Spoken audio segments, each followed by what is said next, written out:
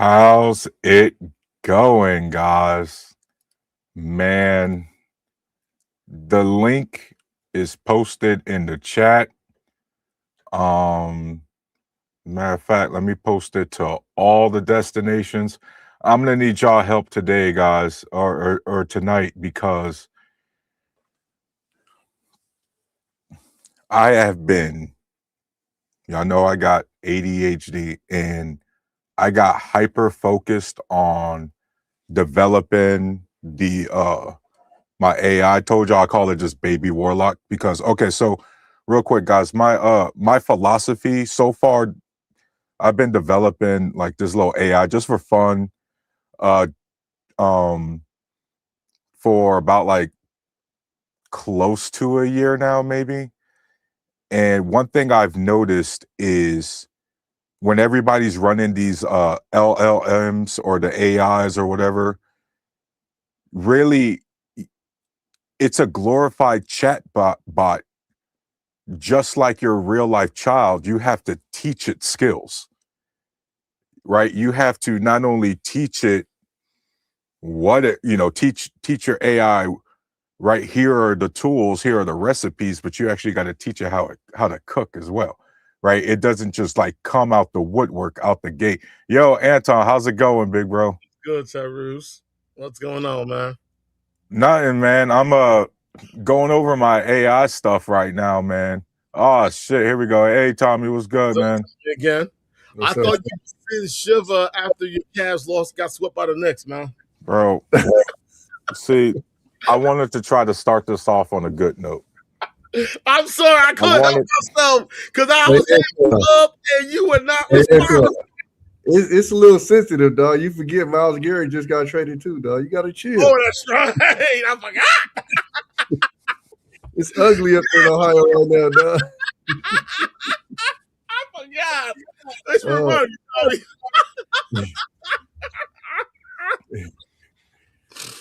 you, I got a lot of boys from Akron, so I'm hearing all the pain right now.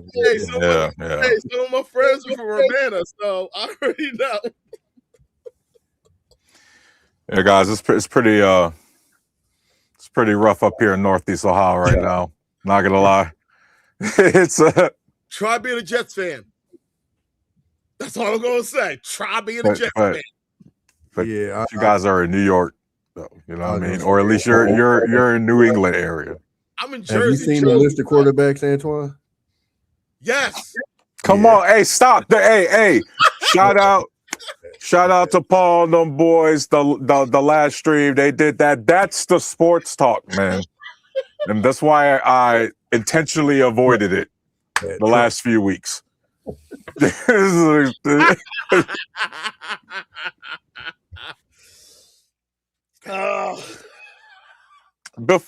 know what? Before we even get into anything, first and foremost, Anton, what have you been up to this past week? Okay. Finally getting my work schedule set up, back on weekends and everything else, Saturdays and Sundays. So I'm able to be here. I'm able to be on any other show BMU got. I'm working with Mr. Bennett and the Sparta on on our channel there, trying to get some stuff going and everything else. So that's just about it.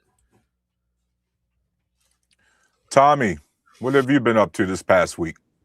Hi. Hey.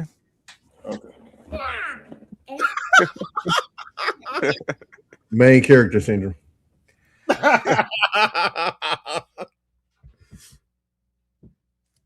What you been up to this week, Tommy? Man, just chilling, man. Just, ain't too much. Madden in college football they about to release the whole little thing tomorrow on that. So, just chilling. I ain't stressing too much, man. I try not to watch the news because of the topic you talking about now. So, it hit different when the veterans got to look at this stuff, and like I done told some people I know, like there's places over there that's getting, that I've set my feet on, so this hit a little different, and it gets a little irritating when you're having conversations with people who don't have anything personally connected to it, but are so gun ho with sending people over there. It's just, it Exactly. gets Yeah. Definitely. They got no skin in the game, but and exactly. like they got send them. Okay, you know they Yeah, want to come over? No, but they need to send them. Oh, really? yeah. Okay, I still got friends that are still in. Exactly. I served. Exactly. I served. My brother-in-law served. 3 of my cousins served. But you're so okay about sending my colleagues over there, and yet you got no skin in the game. You know who the worst, Antoine? The I would have veterans. If I went back, I would have. Like the most patriotic ones are the one. Look, man, I tell people straight up, man. I think I was so. If you anywhere around, I say over 43. Dog, if you ain't sign up, don't talk to me, dog. Because when and I'm gonna just say when we were told we were directly hit, if you ain't jumping in, and what we talking about? Straight up. 9/11 2001. If you didn't get up and go do something about it, I'm not trying to hear shit from you. Straight up. Exactly. And I here's had the people tell me, "Oh, I had a family and I was making so much money." I know people that joined with a family. You know, like it's just oh, I was in there. Oh, I was. That's cool, but just respect the fact that when somebody directly came here, you wasn't. So we don't want to hear about you being 50 years old and oh, if they called me now, I would go. You washed, and you know you're washed. So it's Yeah. easy to say that now. You know, and just and I put it like this, Tommy. For me, I mean, I'm here in Jersey. I ain't that far from the World Trade Center. yeah, All right. So I tell a lot of people on these panels who aren't from around here, September 11th is always going to hit different around here in the tri-state area. It's always going to hit different down in the DMV yeah, for sure. I because need I need the audience to understand exactly what Anton is talking about here and what Tommy is talking about. And I'll clean it up a little bit because sometimes these guys are a little bit more aggro than I am as a vet. Believe it or not.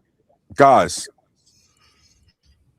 there is nothing wrong with being a civilian and supporting the military and thinking your military is the best and all that. That guys, that's fine. That is not the same, or that is not patriotism. You can't call that patriotism when you're really just being reckless with the lives.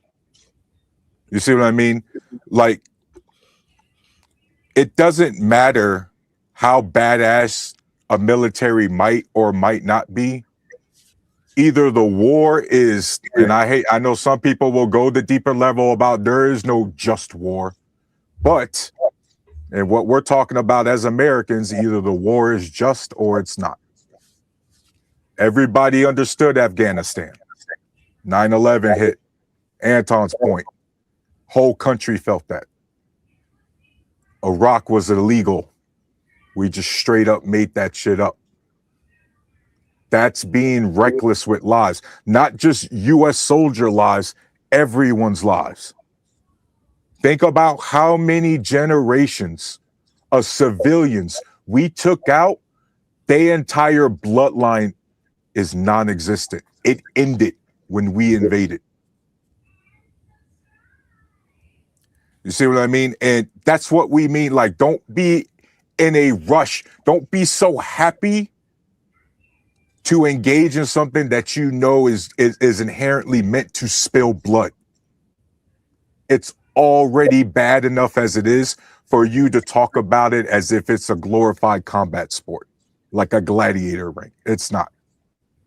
You know what I mean? And if you're not going to put yourself in the position, more importantly, you better watch how you talk to the people who have.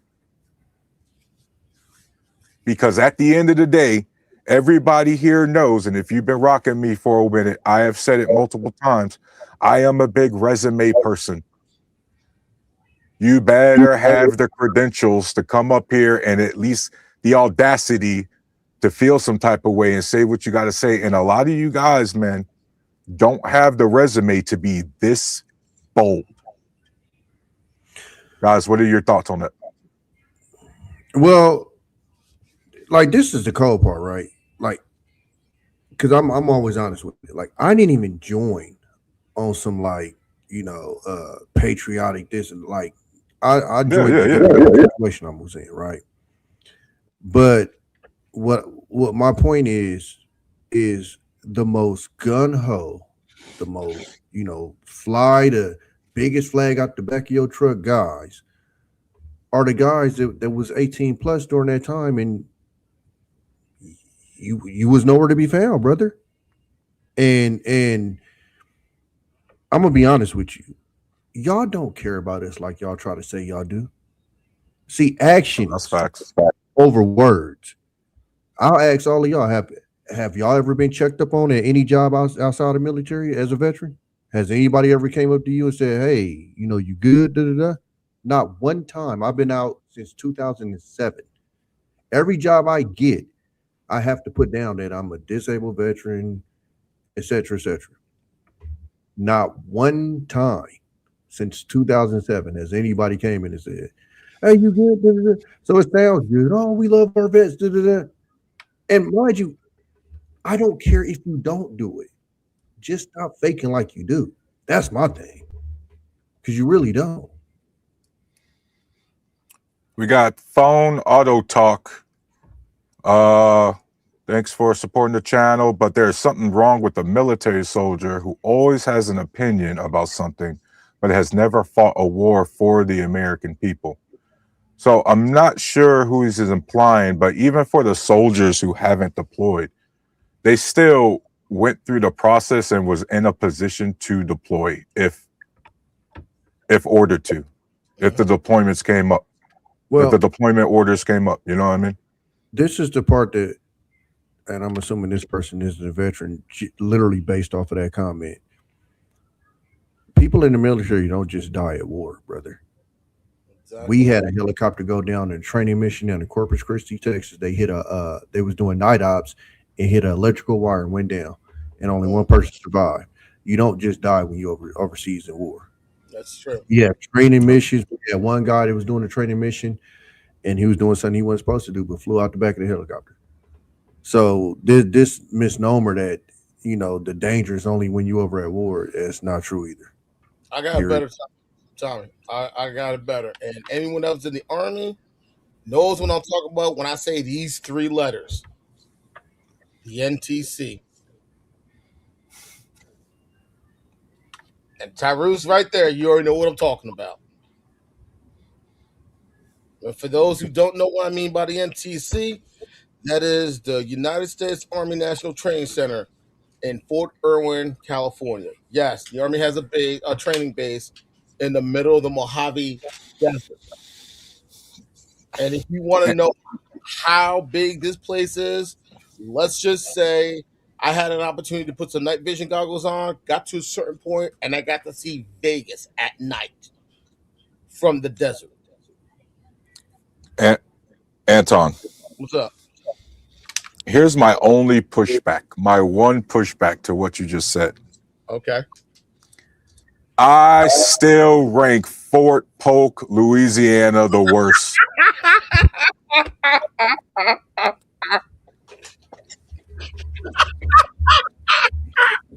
30-day training in that swamp in the middle of July? Absolutely not, sir. Never again. Never again. I heard the stories about that place, man. All right. Okay. These last two comments. Let's get this understood. All right, hold up. Which one do you want me to pull up first? Hold up. Before you go off, Tommy, I want to get Tom Cornell. Shout out to you. Phone auto talk. Tommy's about to respond to your first comment. So, you know what I mean. Let's give it a shot real quick. Jake, Krasik, I think what they're trying to say is that no recent wars were fought for American people than for some other reason. Like for sure, that's like for sure. You know what I mean? All right, so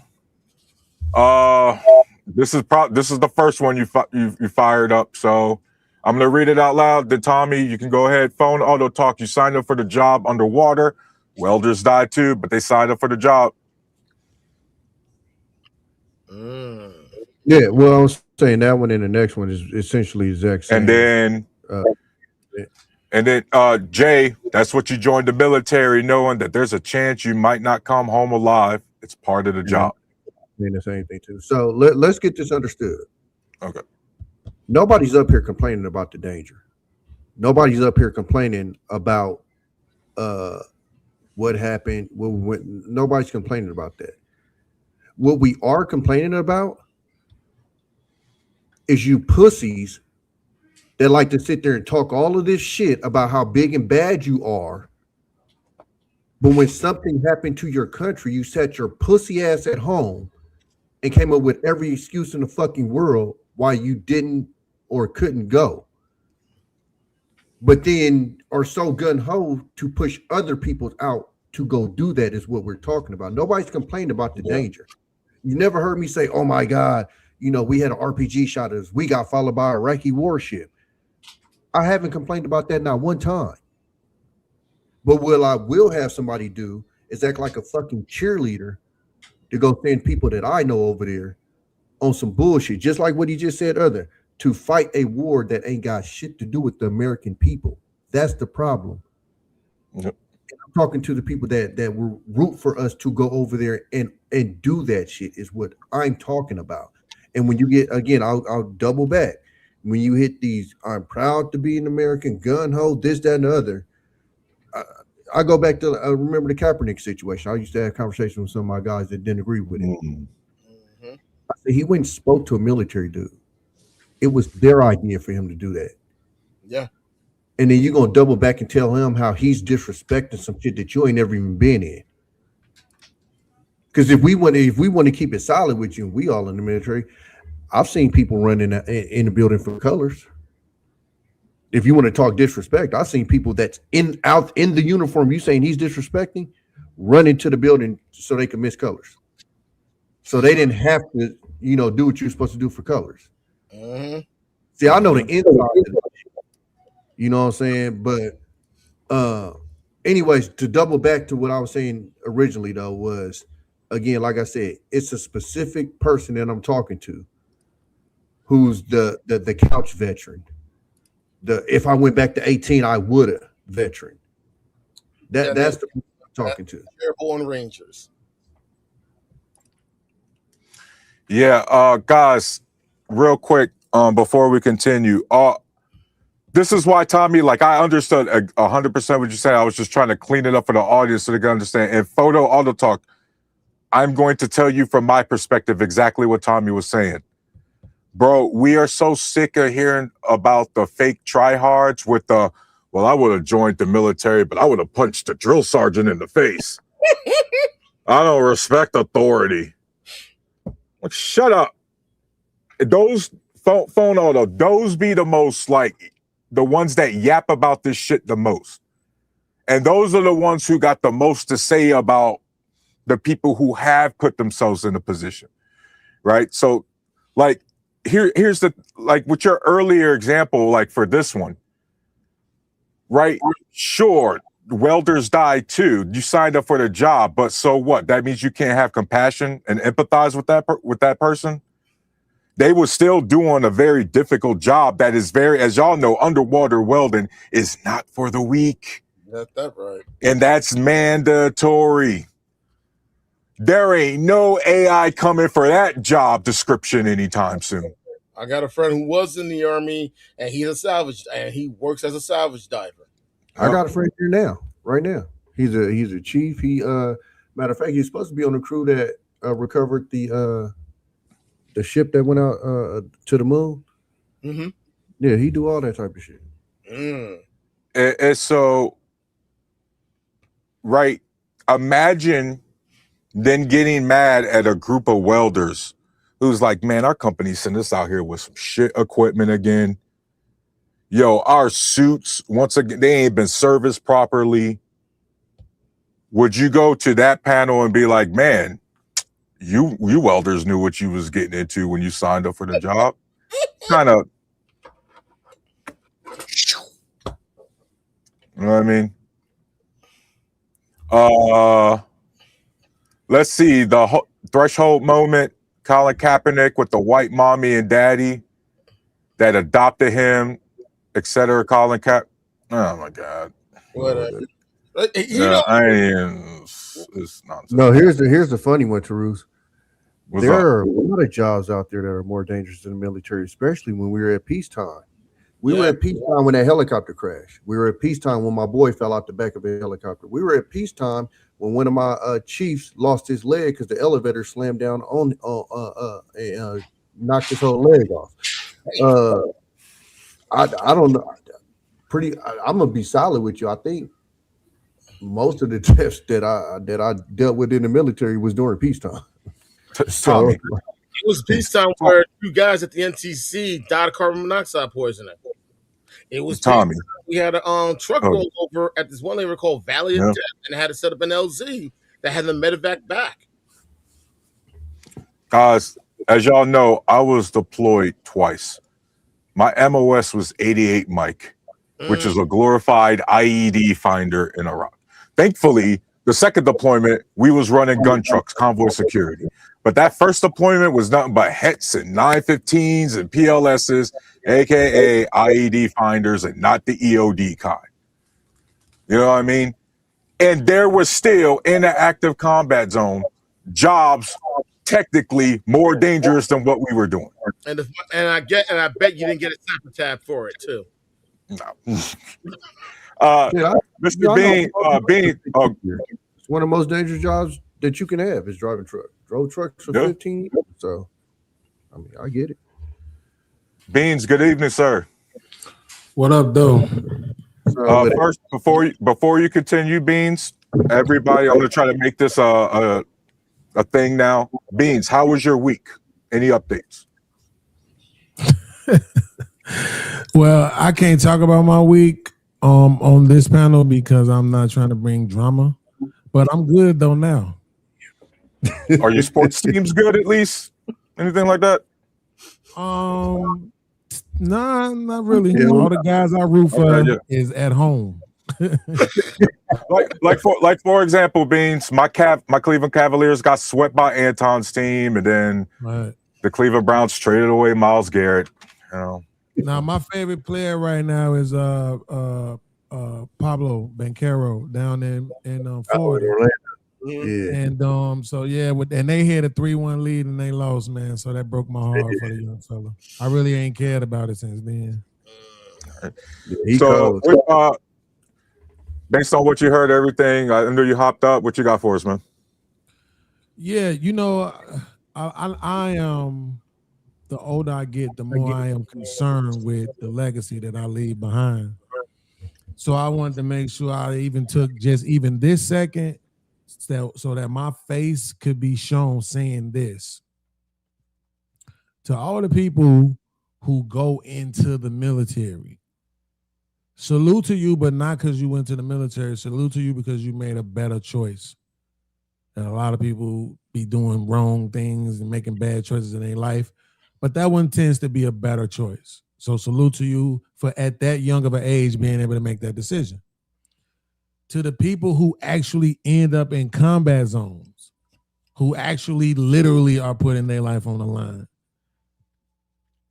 I'm mixed about it because I know a lot of times that shit just be about money. I'm mixed about oppressing other people around the world, our military being used for that, to take other people's shit and all that. And I don't care about, if we didn't do that, you wouldn't have the internet. Well, nigga, I was alive in the 80s. I survived without the internet. I hate that shit too. But the fact that you still, because I don't think most people even think about it that way, the fact that you still out there doing your thing, you signed up, and in your heart of hearts, you trying to look out for your country, I'm not going to dismay you on that. And I'm going to show a little bit of appreciation because I have tough talk for the military, but y'all doing something completely different right now. To your point, you're addressing how people treat military personnel. So I don't want to come up here and talk about what the military personnel do. That would be disingenuous. I need for you to be able to have this time for you to talk about what you do sacrifice, what you do provide, and the reason why we should sort of, salute you in a way, right? Without a motherfucker coming up saying, but what about? Well, no. Beans, I just want to make sure you understand what we were saying. I'm not saying that you should salute me. I even started off saying I didn't even join on some like proud to be an American type thing. Like I joined to get out of my situation. I was in message. I needed to get out. What I'm saying is stop saying what you don't really mean. Oh, we love our veterans. No, you don't. They homeless all over the country. Again, I haven't had one job where somebody came and said, hey, you doing good? Not one. I got PTSD, anxiety, all kind of shit. You know what I'm saying? Again, I'm not asking people to, right? But they choose to come out and say we care about our veterans and da da da. Mm-hmm. Somebody said in the comments earlier, like these are kind of get mad when somebody thanks for. I don't get mad if somebody thanks for my service. It is what it is. I do know more than likely you really don't care, but you know what I'm saying? It is what it is. But what I'm saying is, if what this country presented towards their veteran was true, then people will be getting treated a lot more better. Exactly. And that's all I'm saying. Yeah, I just wanted to make sure you knew I wasn't doing no kind of rebuttals. Because you've been around for me giving No, and even some of the stuff you say, I'll be getting. I think it's a lot. I think it's some nuance in there that you don't know about. But I'll be hearing what you're saying. Yeah, I mean, and that's the thing about it, right? I'm glad you brought that up, the nuance part. Because that's the thing about it. When you're not in something, you have when people aren't in what you're in, you have to understand they don't care about the nuance. It's a tough way to live, but they just don't. They can only judge by what they know. You see what I'm saying? So it's like, it's nothing you can tell. Why the fuck was we in Vietnam? Right? No, I'm not talking about that. No. I'm explaining me though. That's why I said I want you to know it wasn't no rebuttal. What I'm saying is I've been on multiple panels going hard on the military guy. I want to be on one where people could see me saying I understand. That I absolutely do respect you. I appreciate the fact that most of the men I know went to the military are doing good. Like at a minimum, they got a job. If they not married, they was for 15 years. You know what I'm saying? Because we're getting older. You know what's going on with this gender war stuff, right? So, but I'm just saying, like, most of the guys I know that went to the military, they all the ones I know came home, and they all right. So I know it's something positive going on inside that military. Well, I'm glad to see people get, So real quick, guys, I'm gonna go ahead and that way everybody knows exactly that I've been on record on other panels saying exactly this. Dr. Messi, you are absolutely right. I want to be clear. In 2006, at 18 years old, I knew what I was signing up for. We was knee deep in both them damn wars, and here I go right to the recruiter station. I'm like, I don't want to go to college, but I don't want to be in my mom's house either. So, I get that, but I'm glad you also clarified that just because that is the reality doesn't mean we should just be reckless with lives. Because, for example, guys, I'm a liberal. I think y'all guys kind of understand that by now. I'm a huge Obama fan, but he has flaws. Just because we destroyed Libya successfully doesn't mean we should have been in Libya in the first place. Okay. Right? We gotta be able to acknowledge those things. And so let's make sure that when we're saying we don't want our military, we want boots on the ground, we're not criticizing the troops. We're criticizing the decision making from the leadership. That's all I want. Correct. And now I'm conflicted, Tarus. I don't know what to think about you no more. I'm conflicted. And I agree with you 100%, Tarus. 100%. Yeah, and see, but Beans, Tommy's been rocking with me for like 2-3 years. Anton's been rocking with me for about a solid couple months. Beans, you've seen me around before. Nothing I said was anything new. I know we don't know each other, but I'm just saying I got it on tape. You know what I mean? Yeah, absolutely. Yeah. The thing about Libya, though, like, You saying that out loud. Hey, protect this man at all costs. I'm worried for you. I'm scared. So I'm going. Why? Bro, you can't be talking like that out loud. Here's the gift and curse about us veterans, right? This is a gift and a curse. Mm-hmm. We can say whatever we want. The curse is even the military is going to be like, they just cranky vets yelling at the clouds. Nobody takes them seriously. They're AM radio. You see what I mean? They just kind of, you see what I mean? Anton, Tommy, is that not true? No, that's real. I was on the ship. We was, you know what I mean? AM radio. Right? We were guarding an Iraqi oil rig. And I said, so what we doing here? They said, well, we guarding this. I said, why? Oh, because they said they was going to burn it down. I said, but it's theirs. They said, yeah, I know.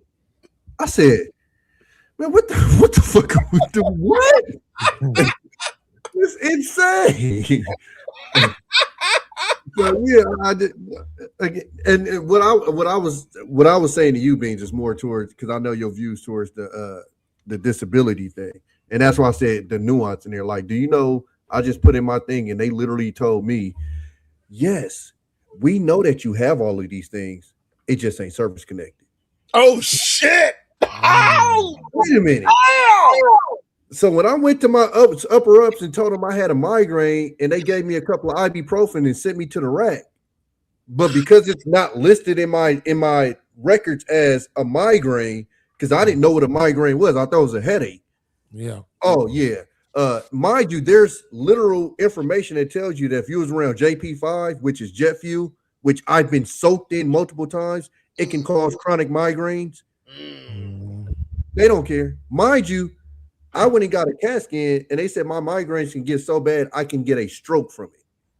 So that's why I had to push back when y'all talk about because I'm like, it's not as easy as people think it is, and some people it is. I'm not gonna lie. That's why I never like push back hella hard on you, Beans, because some people they just get lucky. I don't know if they find the right doctor. But for most people, this is 10, 15, 20-year battles for some people to get shit. And these are people that where the shit is documented.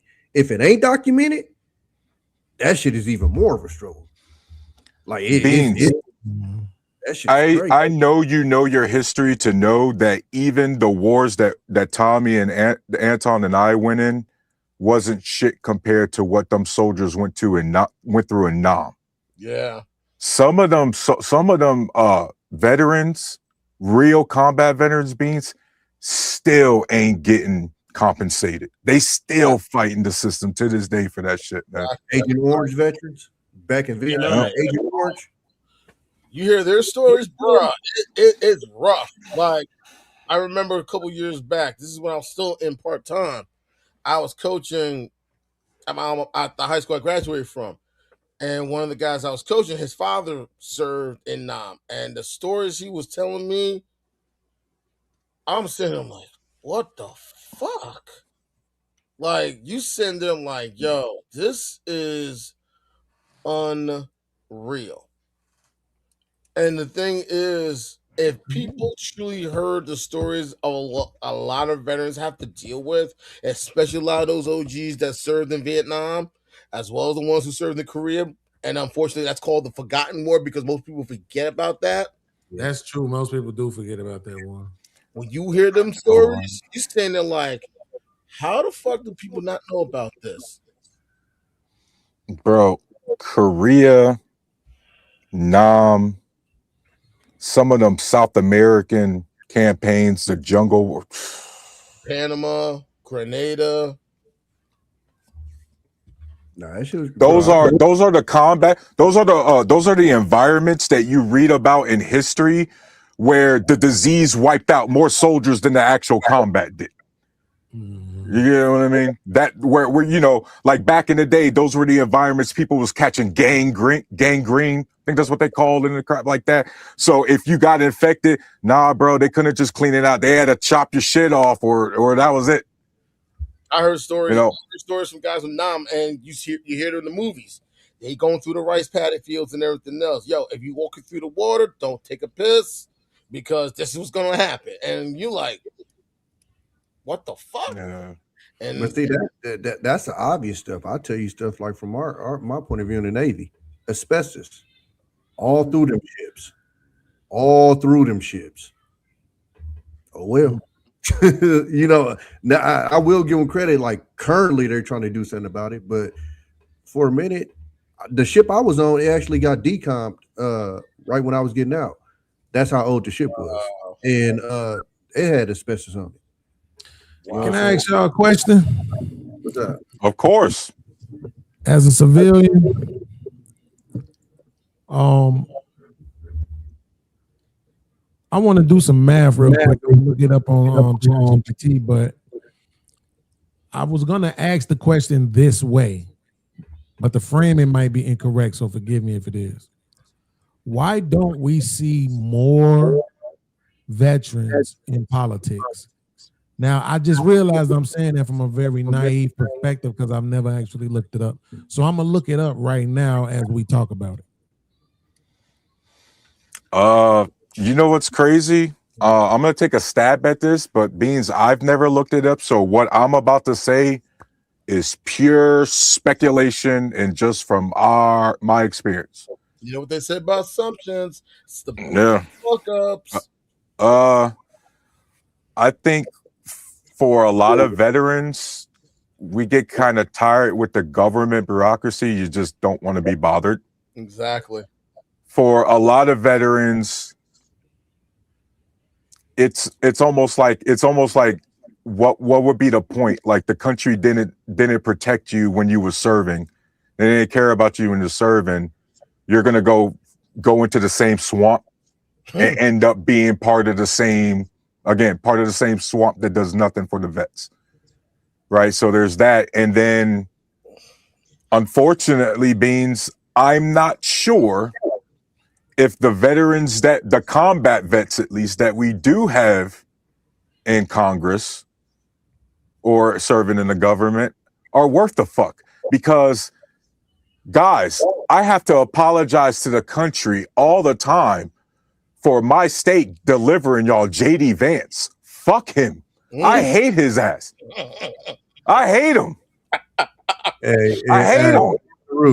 And guess what, Beans? He's a veteran. Word is, Bruce, they about to be on his bumper. Hey, Tommy, you see, hey, Tommy and Anton, you see his daddy fled to Argentina. Peter Thiel. Yeah. It took the family to Argentina. He wasn't a Trump guy until Trump sent him the little the kite, the BVP. He wasn't like that. That's the craziest part of watching a lot of this stuff. It's like you're literally watching people with no integrity. Yeah. Honestly, Mr. Beans, I can tell you one reason why a lot of us don't go into politics. We don't got time for the bullshit. We dealt with it before. Why the fuck we want to deal with it again? Plain and simple. That big mic drop? Mic drop fast. Yeah, that was Big Mike. That was Big Drop. Yep. Good. So that's one of the reasons why a lot of us don't go into politics. We ain't got time for the bullshit. We dealt with the bullshit while we were in. Don't want to deal with the bullshit once we get out. So I got some numbers for you, right? So okay, did a comparison. Is that echo me or somebody else? Because I don't hear echo when y'all are talking, but I do when I'm talking. I don't hear it now though. Can y'all still hear me? Yeah, you good. Yeah, I hear you. Okay. Good. So it says of the U.S. adult population, veterans make up 67%. Of state legislators, they make up 10%. Of governors, they make up somewhere between 10 and 20. So just say 15. And then the U.S. Congress is about 18%. So that's the place where you really see them the most at is in Congress, right? Which kind of makes sense from a military perspective. And there, I'm pretty sure in the military, you learn how to politics. So, I mean, they don't get no higher really than Congress, technically.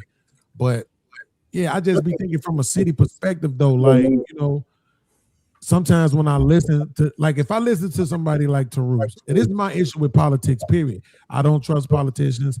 I've said before, I don't even think black people should be politicians, right? But it's like the thought is, the same thing that Tarus just pointed out about JD Vance. He apologized for why, because like that motherfucker was in the military too. So he has the same kind of information and knowledge that Tarus has, and yet for some whatever reason, Tarus hates the man. And because I just heard Tarus talk about Libya, I'm pretty sure I can trust that his hatred is valid. Right? It's like it's warranted. JD Vance probably earned whatever hatred he has for him, right? So I think that's really the issue. Is that getting into it, you find out that you're inside of this game. You're on this wheel. It can only be played one way. If you don't play it the way they want you to play it, you might get excommunicated and not in a nice way. You know what I'm saying? So I think that's one of the reasons why it's like I say I don't want black people involved, and I can see why a lot of more intelligent than the average citizen military people would be like, yeah, nah, I don't want to get involved in that. But when I listen to somebody like Tarus mention Libya and his understanding of it, it automatically makes me wonder, would these towns at a minimum, these towns and these cities do better and fare better under veteran leadership? Before we get into that, because Beans, please remember, I think that's a good question to get into. But before we get into that, Dame, how you doing? I'm good. What's up, bro? Good. Before we begin, any updates on the week? How was your week? It was good. It was good. Real productive. It was busy, but I saw this prompt and was like, "Yeah, this is something I need to jump on," because it's so rare that this is even brought up on this channel. So I was like, "Oh yeah," because it's usually how Democrats suck. You know, why should you? We ain't over that yet, Dane. We ain't even got into that yet, Dane. But that's we ain't even got into the main one. I heard y'all talking about veterans too. I was in the military too, so I get it. Yeah. So before we begin, Dane, what do you got for us so far? No, I'm just kind of tapping into what y'all saying. It was like, you know, I was in and out because I was like putting my son to bed, so I didn't hear what the last thing you were talking about. But for the most part, I agree with what I was catching what Tommy was saying about cats who how they cosplay as people who actually serve the company or the country. You know, you can buy the gear, you can buy the tactical gear, you could go and march out, be like, oh, what branch of the military serve? Well, I didn't serve, my uncles did, you know, my grandfather did, or something like that. They say they feel like they have the right to get some of the accolades and accommodations based on what granddaddy did 40 years ago. You know, and it's a lot of that the cosplay that kind of bothers me is the people who, you know, you got 2 good eyes, 2 good hands, 2 good feet. You could have joined and really done something for the country, but you'd rather sit there and complain about it and justify it than actually do anything that's going to benefit the country, especially serving. So yeah, I'm agreeing with what y'all got going on, what y'all saying. I'm not even saying it as like a push that you should have done it or none. What I'm saying is I'm going off of what they say, and that'd be my thing. Is like I got a dude that I used to work with, right? So me and him had a couple of wars. Somebody comes on my this on Facebook. Somebody comes in my comments and goes, "Well, why don't you go?" And he goes, "Oh, well, I would if they called me." Nigga, you're 52. Yeah, I'm not calling you. So then I go, well, why aren't you a vet, Dan? Oh, well, you know, I had this. Oh, okay. So stop this. Like, I'm the proudest American shit. Like, and I bet Dan got 50 guns at home. So let me be clear. he got love America. Come on, Dave. I'm not saying that if you ain't a veteran, that you ain't that. I'm not saying none of that. I don't put us no higher, none of that shit. I'm talking about specific people who act like they are, you know, like they love America more than everybody, yada, yada, yada. But when it was time to answer that call, you was nowhere to be found. That's who I'm talking to. I'm not, if the military went for you, cool. And you're probably going to show that.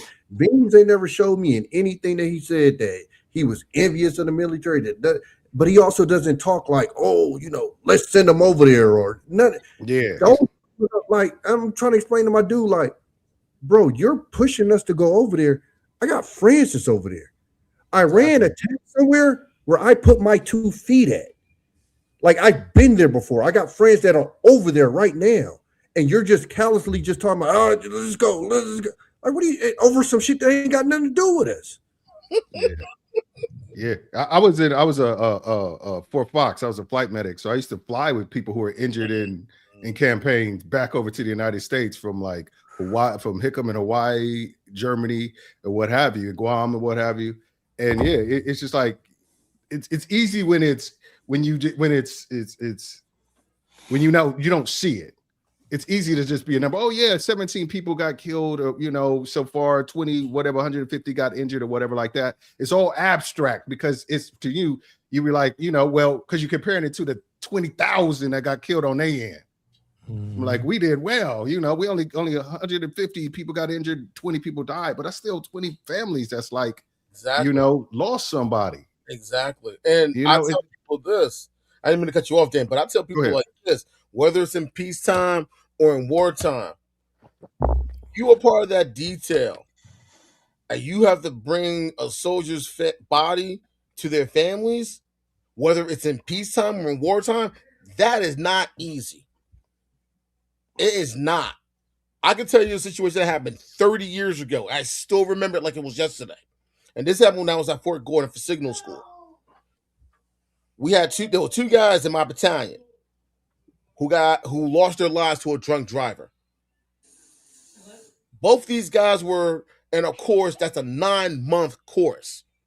One guy was from Chicago, one guy was from Puerto Rico. The guy from Puerto Rico was already there for only about maybe I think like 6-7 weeks. So he knew he was going to be there for a minute. The guy from Chicago had 2 more weeks before graduation. 2 more weeks before graduation, he was going to go home. He was going to marry his fiance. They have a 4-year-old son together. After they would have gotten married, he already had his orders to go to Germany. He was going to go to Germany, get set up, send 2 tickets back to his wife and son, and they were going to fly out there to be with him for the next 4 years. I was part of that detail when we had to bring the bodies to the families. And I still remember the look on his fiance's face saying we were supposed to be married in 2 weeks. And the one thing that still stayed with me to this day was his young son saying, "Have you seen my daddy?"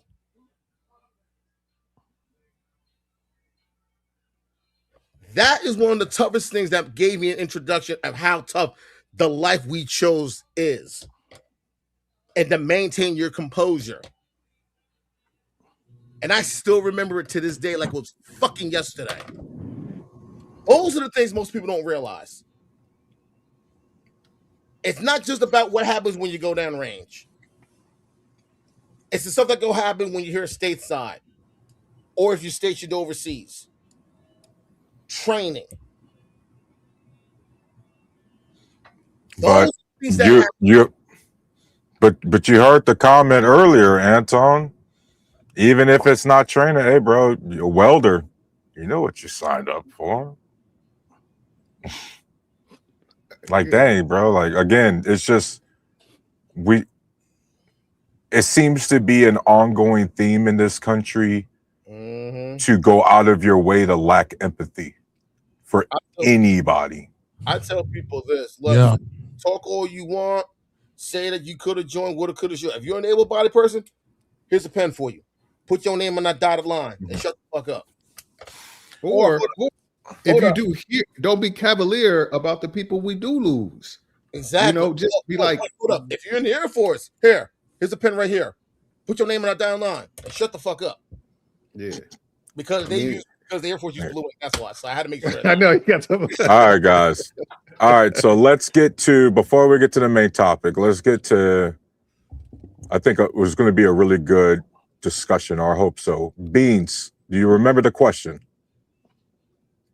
about military being in? Yeah, do you all think that even towns and cities, you know what I'm saying, more on a local level, that those places would function better with veteran leadership? You know what I'm saying? Tommy? So that whatever positions that facilitates, towns and cities? I'm gonna keep it solid with you. Things like the veteran thing to me doesn't give you this thing up on civilians or anything like that. Like we people, you know what I'm saying? So the only thing I would say that would give you advantage as a veteran is maybe like military type stuff. But outside of that, I don't think you being a veteran makes you look at anything. I don't think it gives you more. I'm gonna be honest with you. I don't think it gives you more integrity. I think you'll get bought just like anybody else will, et cetera, et cetera. So I'm not one to just sit here and go, oh, if it was a veteran, we'd fix everything. Like, nah, we people just like everybody else, to be honest with you. Well, so just so we don't have to, fuel any redundant answers, I want to take that part off the table, though. Like, we know that anybody could be bought, right? But let's just look at it from a best case scenario situation. Because the one thing that I am, like I said, when I hear Tarus talk about Libya, with the level of understanding that he just showed, even in that simple sentence, that says to me that this person has enough world experience to understand how much it matters for the people of a town and for a city for you to get it right. Like, they don't even have nowhere near the understanding of how the world works that you do. They just in a little bubble where they just want to get up and go to work and come home and have dinner and hang out with their friends and raise their kids. They can't even understand the magnitude of what it takes to run a town, let alone run a city, let alone run a state, let alone run a country, right? But I just feel as a military veteran, and I get your point that it's probably not even the majority, but I'm just saying the majority, we don't have a majority of positions for politicians anyway. I think y'all could feel it better with that expanded wisdom on how the world works and being able to facilitate that for a smaller group of people, say in a town or a city. So you got to remember too, like Tarus is coming from an enlisted point of view, not and most of the people that would be in politics would probably be from the officers, field grade. Drawing a blank, but yeah. So and so, I'm gonna be honest with you. Yeah, commission. Yeah. Officers. Yeah, commission. Are essentially politicians. Mm-hmm. That's why when they go over there, they do what they're told. You get what I'm saying? So most of the enlisted, put it like this: enlisted would be blue collar, officers would be white collar. Yeah. Most of the people that would end up in politics would be officers. Yep. Their whole career is essentially politics, and not politics, say like American government, but military politics. So it's essentially the training ground for them if they want to end up going into real politics, which is essentially what I'm telling you is you're going to end up with the same shit. You know what I'm saying? Now, if you were to say, if you took enlisted guys, that will be better, but they're not going to want to mess with us because they know we think like Tarus. They want people that they can control. So if you're going to put them in there, they're going to put the officers who they've already trained to be controlled. But that's what I'm saying. What if y'all are the ones that's in control? No, Beans. Can you imagine a bunch of me's unmedicated in Congress? No, sir. I don't know. Bro. You don't want to, dog. Nah. It is like what they say. It is like Parliament and like them in like Turkey or somewhere. They be throwing chairs and fighting. That's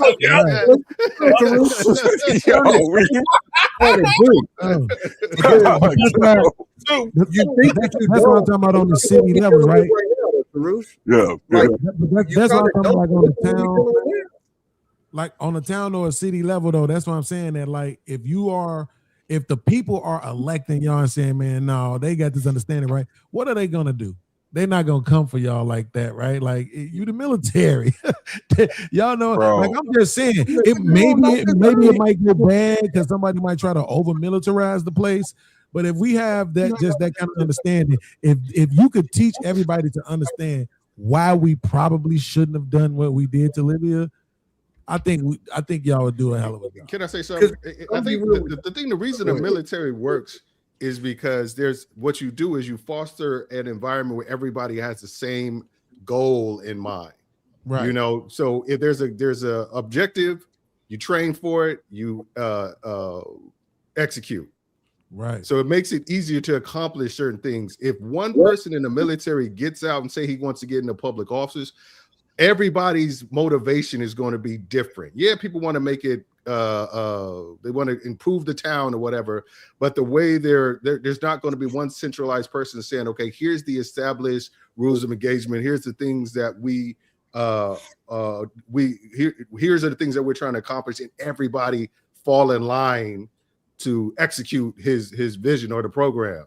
That's the thing. You got too many people who have opinions and the ability to express that opinions with no real repercussions. So in order for it to be as effective as in the civilian world as in the military.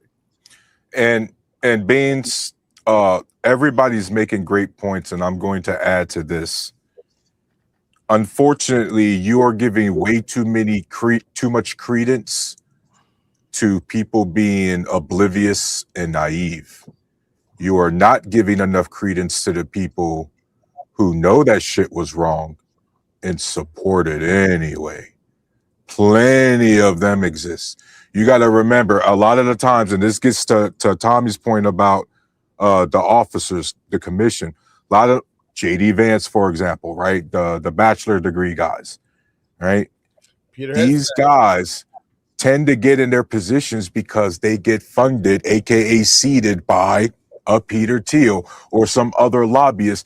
And guess what? Prior to them going, a lot of these military guys, Beans, that's in Congress, they didn't go straight from the military to Congress.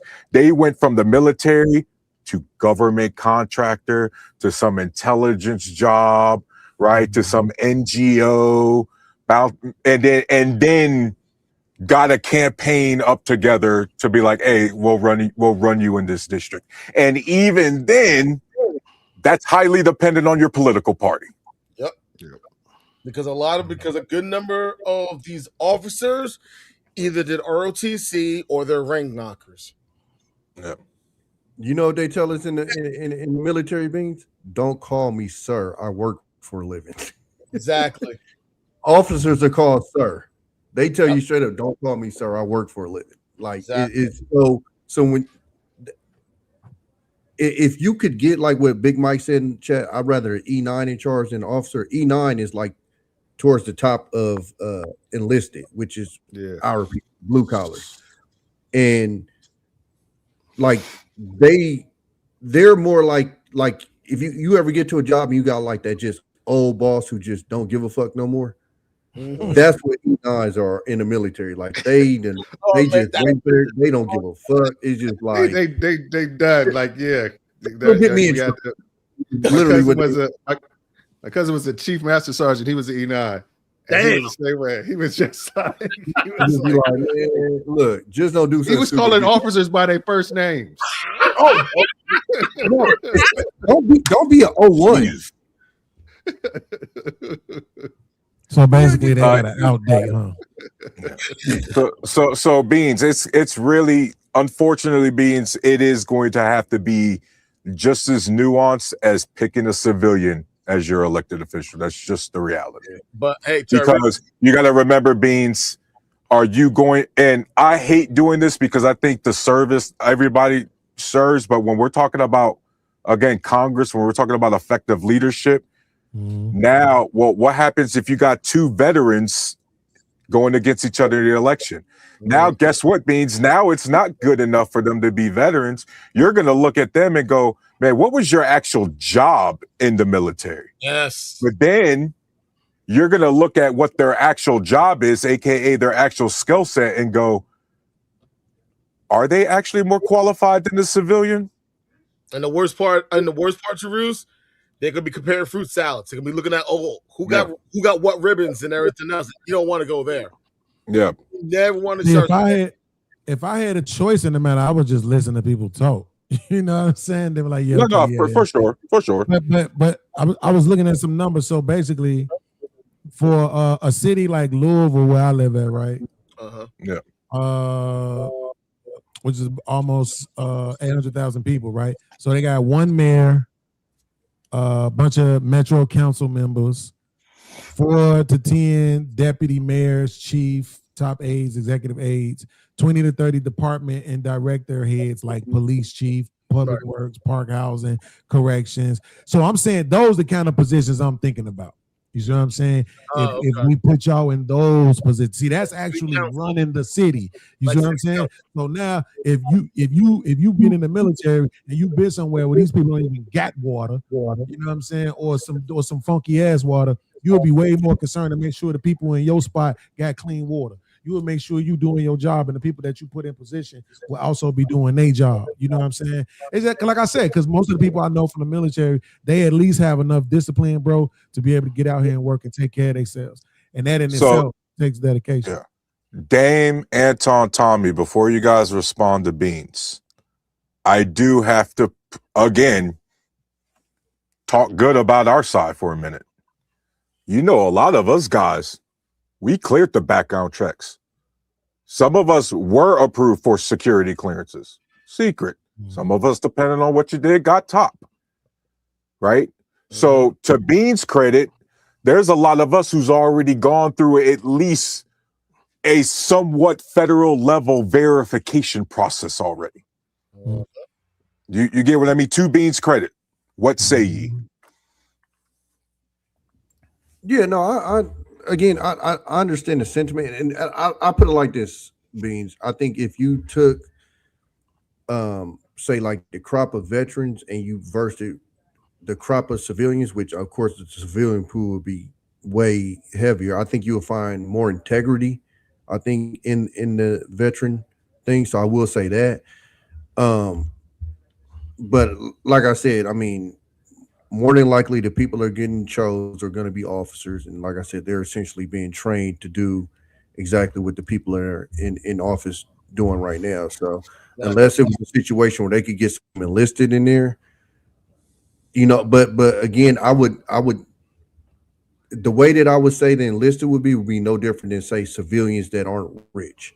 You know what I'm saying? Like it would be like if you just got like a blue collar worker that was able to run for office. I think they would do a lot better than these lawyers. And I mean, think about this. Most of the people in Congress are lawyers. Yep. We all know lawyers lie. That's literally what they do for a living. Right. And that's literally the majority of people that are in Congress. If you look up most of their occupations, they're mostly lawyers. So, and then we get surprised when we get lied to. It's like, this nigga's it's always fascinating to me when people are so dialed in or bought in that rich people can have poor people's best interests in heart when they make decisions. I mean, it's astounding to me. It's literally seriously. That's a great point. All right. Dave Chappelle talked about it. Dave Chappelle, when he said he was in line to vote, and he said this white dude was behind him. He was talking about how he's going to vote for Trump, and he was looking at him as like, "You're a dumbass, don't know. You're going to do nothing but help me. He ain't doing shit for you." That's a fact. That's a fact. Now, seriously, yeah, we need y'all to get together and start that city, man. This says 50 to 75 individuals. I know it's 50 to 75 veterans who could put together a town somewhere that people can come to that want to get away from all this madness, man. We need y'all to do that, bro. All right, put it like this. Now, I get what you're trying to say, Beans. The only person, the only veteran that I've heard of that was enlisted, got involved in politics. This person became mayor and then later became a governor. Mm-hmm. And y'all know who I'm talking about. Ventura. You got it. And he was one of the best politicians too, to your credit. Exactly. And they hated him, Beans. They hated that name. And who did you say? Jesse Ventura. He used to be a wrestler. Jesse the Body Ventura. Oh, Jesse Ventura. Of course, I know who Jesse Ventura is. That was a Navy SEAL. Hey, guys, and he's still holding it down right now. out here telling it like it is, man. Love that dude. He was looking at him like, nigga, you not supposed to say that. What are you doing? He was telling it off. He don't give a fuck, bro. Now, see, that is so crazy and amazing, man. Speaking as a civilian, bro, we saw that as goofy because he came from wrestling. You know what I'm saying? I don't think people was really taking him serious. They didn't have that understanding about his background. I was about to say, we didn't know his background. Yeah, a lot of people didn't know his background. People thought, oh, he was a pro wrestler. Now he's in politics. What the hell does he know? Right. People skip those tridents that he wears. Well, there's a certain amount of latitude you get with celebrity because they feel they know you because they've been a part of their lives for so long. Everybody been watching Jesse Ventura wrestle since they was 10 years old. So they feel like they know him. And I say the same reason, I know we're going to get into Trump later, but the same reason with Trump. But I was like, Trump has been part of the black community for 35 years. The only person whose name's been mentioned more in hip hop in the black community than Trump is Halle Berry. Mm-hmm.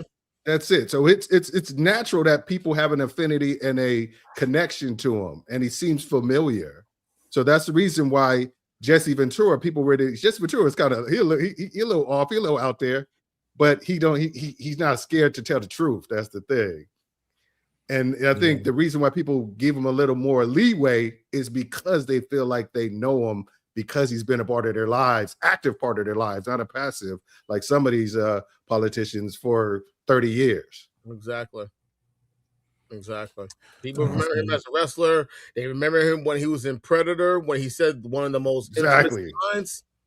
Same thing. Arnold Schwarzenegger wasn't even born in this country, was the governor of California. Yep. Couldn't even pronounce California. Called it California. You know? Yeah, that's what I'm saying. Like it's starting to, I think that's why people kind of like look at politics the way that they do now, look at the military the way they do now, because there's been so many different things that has come about that has weakened that esteem. You know what I'm saying? On the titles of politics and military. It's just been too much. You know what I'm saying? It's been kind of mocked so much in regular media and in real news from people inside of these positions making some of the craziest mistakes. And I think that's why I don't carry the same esteem that it does. But I would say online, though, mostly, Tarus, those conversations that you hear online with people, and I'm talking about in the chat, but I'm talking about like on panels. Yeah. Those conversations where you hear people kind of, dismaying the military, bro, it's because on YouTube, it's a lot of military veterans on YouTube, bro. Mm-hmm. We're on this panel right now. Okay. Yeah. It's a lot of military veterans in this YouTube space. And unfortunately, a lot of them are also what I call conservative douchebags. So they're the ones who get on the internet and tear down poor people. And poor people's response is, you ain't all that because you chose that because that's what they say to the gangbangers. You chose that life. So whatever came with it, don't expect for us to feel bad for you, right? And they say that to the single mamas. You chose that. Don't. So that's why online you kind of hear the pushback that you hear. But I think in reality, in the real world, the only reason why it seems like it is not as respected as it used to be is just because there's been a lot of players in the last few years that made those positions look bad. You know what I'm saying? Made them look like they ain't all that. I 100% agree with you. And especially for this time period right now, I agree. Take a step back with me at a macro for a little bit, means. I think there's always, or at least I think I can make a solid argument that when it comes to the public perception in U.S. military, that's always wavy, bro. It's always dependent. You know what I mean? Because unfortunately, right, as the peak of, let's say, civilian support for the military, let's say World War II, or even the worst of the support of the U.S. military, Vietnam. Mm-hmm. Unfortunately, after every single war, you do see an increase in political violence led by veterans, right? Unfortunately, that also tends to be of the right-wing variety. Unfortunately, that tends to overlap with the right-wing rhetoric you just finished mentioning. Mm-hmm. Unfortunately, who do you think is also going to fill up those government positions you want filled by the military? Mm-hmm. Unfortunately, the vast majority of people that serve in the military are of conservative nature. Yeah, I see what you're saying. Yeah, I see what you're saying. Like the Antons, the Dames, the Tommies, the me, Beans, we cannot stress this enough to you. We were the minority amongst minority. You even had more black conservatives in there than black liberals. Mm-hmm. Don't even get me started on the Hispanics. And don't even get it started on the half-breeds like me, both Hispanic and black, just the melting pot. Okay? Mm-hmm.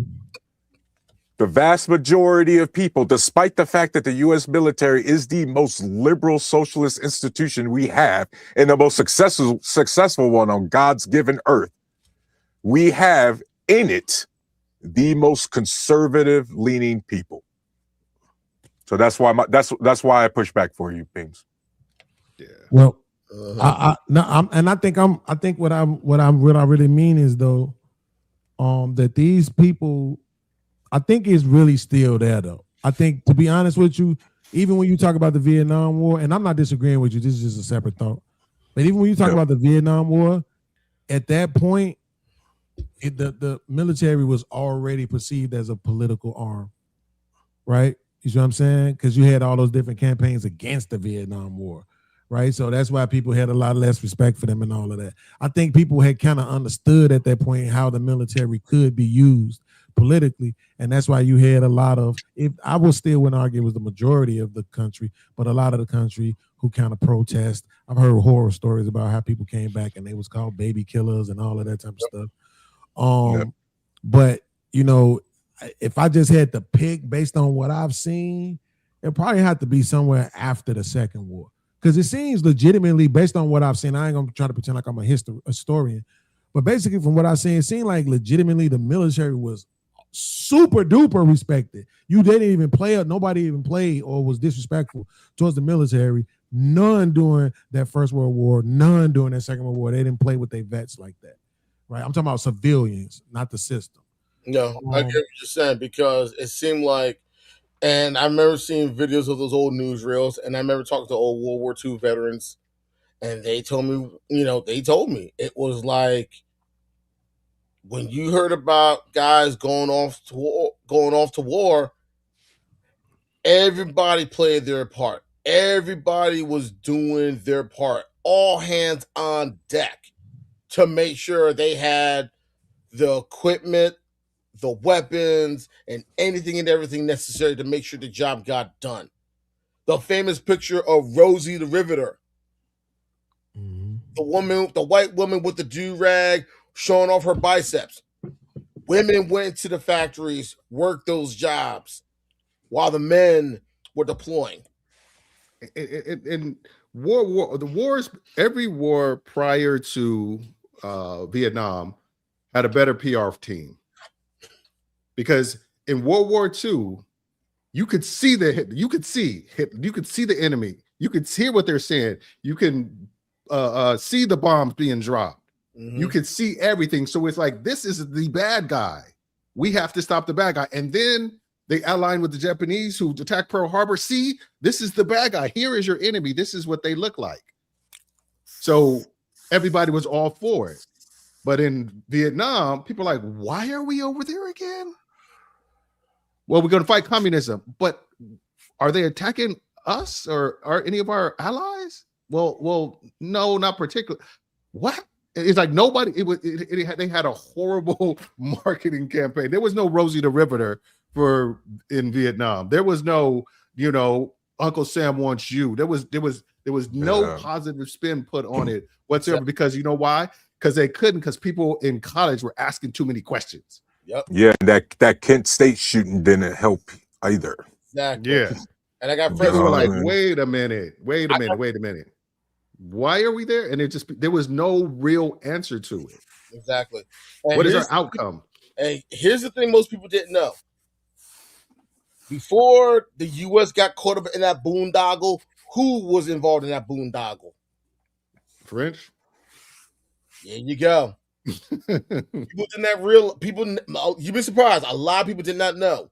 Yeah. Vietnam, They thought it was just yeah. Why do you think France pulled out?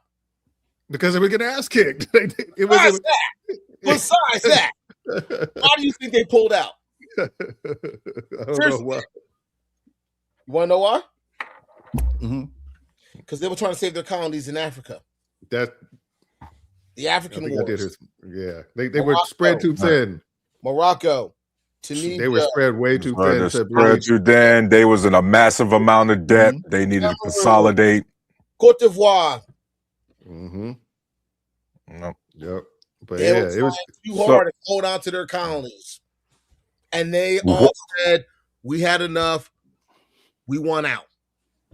Like it'd be hard pressed for any politician to justify attacking anybody who hasn't directly or indirectly attacked either us, the United States, or one of our allies that people know. Because there's a lot of allies that get attacked every day that the American public just don't know about. Exactly. You know? So that's the thing. And you know what? I think that's a good time to go into the main topic, guys, and we're just going to get right into it. Everything we're seeing. I think I already know y'all answers, so I guess I'm gonna ask it anyway. Starting with you, Anton. Is Trump the worst president in U.S. history? If so, why? Is this a trick question? Hey, man. Hey, we about to see if you know why, though. You know what I mean? Yeah. Bro, the best way I can say this, he makes James Buchanan look like a choir. James Buchanan. Oh, boy. Yeah. Hey, that's elite ball knowledge right there. I went there. Yes, I went there. He makes James Buchanan look like a choir boy. He doesn't know what he's doing. He thinks he knows what he's doing. He has no idea how things work. And this is a person who's too used to being in charge and having a final say and thinks, I can just do whatever I want. Not realize there's a term called checks and balances. He doesn't care to know that things work because he doesn't have to. He doesn't have to know how things work. Like, I don't mean to pull up your time, brother. You're good. Go ahead. Okay. My opinion, my thing is, you go into Iran, but you don't have a strategy. You don't have a strategy. You don't have a exit plan. You just go in just because, and you have no idea how to get out. Basically, we all heard the term ready, fire, aim, right? He just fired and didn't give a rat's ass about trying to aim. That's what he did. Forget being ready. He just fired and the hell with aiming. And now he's stuck in this boondoggle. And instead of just taking responsibility, saying, okay, yes, I was wrong, it's my fault, what does he do? Duck and cover. It's somebody else's fault. It's the radical left. It's Obama. It's Biden. It's always somebody else's fault but him. You wanted to come back to this position because you felt like it was your birthright. Now, you didn't want to go to jail. He didn't. Seriously, he didn't care. That too. And now, when everything's hitting the fan, it's always somebody else's fault. You got a captain, and our friend Mandrell brought this up at one point when we were talking. You have a captain that's the Secretary of Defense. That's crazy. Historically, it's always been a general, at least a brigadier general. At least stars. At least a star. At least you one. See a star one star. No bars. Hey, we don't like DEI though, guys. Remember? Yeah. But yeah, we all know who benefited from it, but we'll go into that. You look at the people that he put in charge, and all they're doing is kowtowing to him, grifting towards him. Because they don't want to be in his line of sight when they don't do what he doesn't like. It's funny how he loves to play himself as this tough guy, but has the most fragile ego I have ever seen before in my life. He loves talking about how much he loves the military. But this guy found a way to get 5 deferments to not serve because of bone spurs. Explain that to me. Yeah, Trump doesn't love the military. He sees it as an extension of his own image, world image of power. His own ego. That's why he wanted tanks rolling down the streets during a parade, because he saw Kim Jong-un do it, and he says, if he can do it, I can do it better. There's people who have no vision. All they can do is compare themselves to other people and try to outdo them. Yeah. His whole presidency is based around trying to outdo Barack Obama. That's his whole presidency. Repeat that. Repeat it. Yeah, say it to the people in the back who couldn't hear you. Hey. Some people have no vision. They only can see what people have done that's great and dismantle it and try to outgreat them. His whole presidency is based on showing that he's better than the first black president of the United States. He's supposed to be. He's a rich white guy. He's supposed to be better than Barack Obama.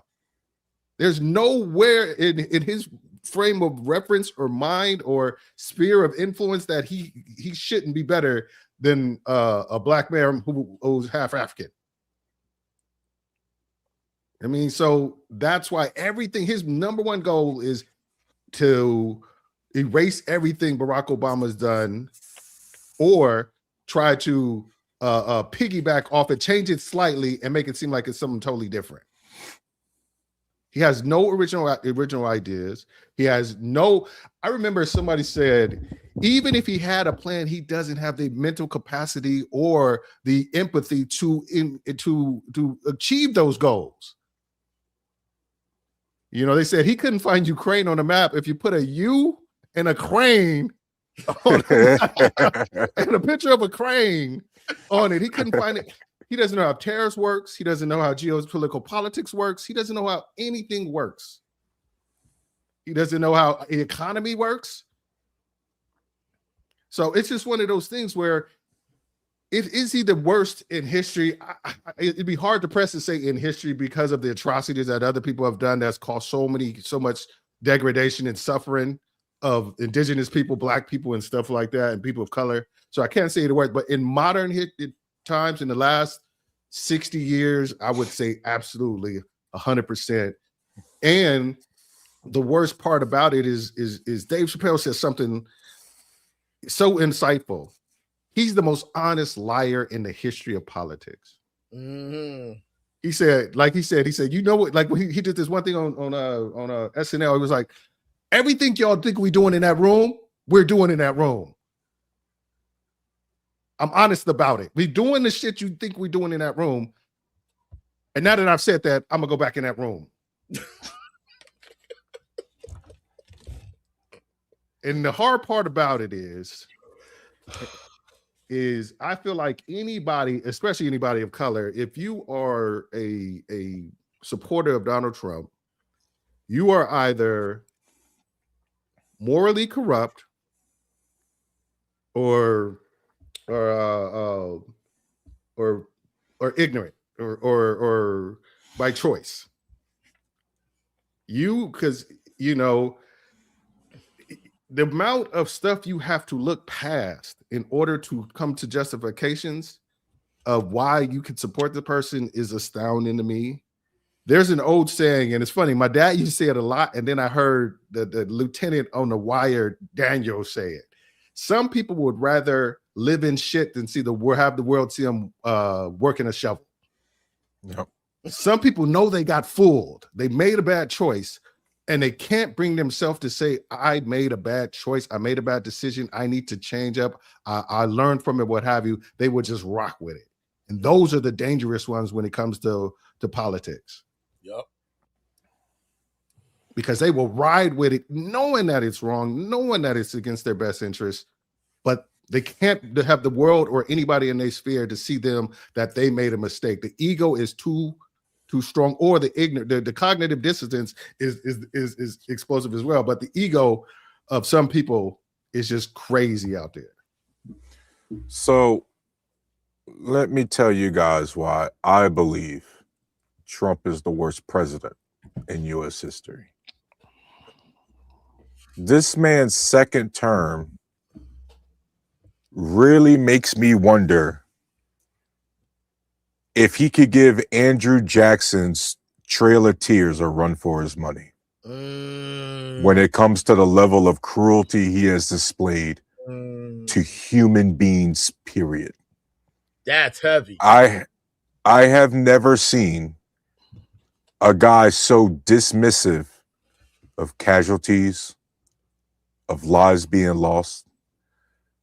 I have never seen a guy who had a whole first session to evaluate the do's and don'ts of his presidency, the pros and cons, and instead decided to double down on every bad decision he made. We lost the trade war against China in Donald Trump's first term, and we're losing it again. Except now we're losing it even worse because we're got a global trade war against everybody, and it's also helped with this rapid rise in inflation because we're the ones paying for the increase in tariffs. Yep. I have never seen a president go out of his way to try to destroy every single alliance that this country has spent decades building around the world, for better or for worse. However mixed results, good, bad, it's end up being. We all know there's that saying, the road to hell is paved with good intentions. We get it. But we all know that there's a lot of the aspects where them soft power diplomatic things, it worked. It worked well. But not for Trump.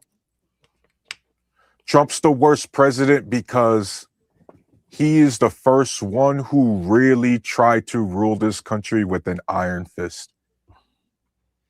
He is easily the one president who is intentionally trying to break everything he is responsible for. This is the big problem. Trump isn't the creation of this. He is the symptom of the bigger problem with conservative politicians who they tell you and want you to believe so much that government doesn't work and government is ineffective. And so when they get their Republican leadership in positions of power, their job is to literally break it and go, see, look how dysfunctional government is. Donald Trump is the worst president in U.S. history because it is not a good thing that a president could stand on the debate stage, tell the entire country that I have a concept of a healthcare plan, and you receive more votes than your opponent. That level of toxicity, that's not an orbit. No, that's not an orbit around a star.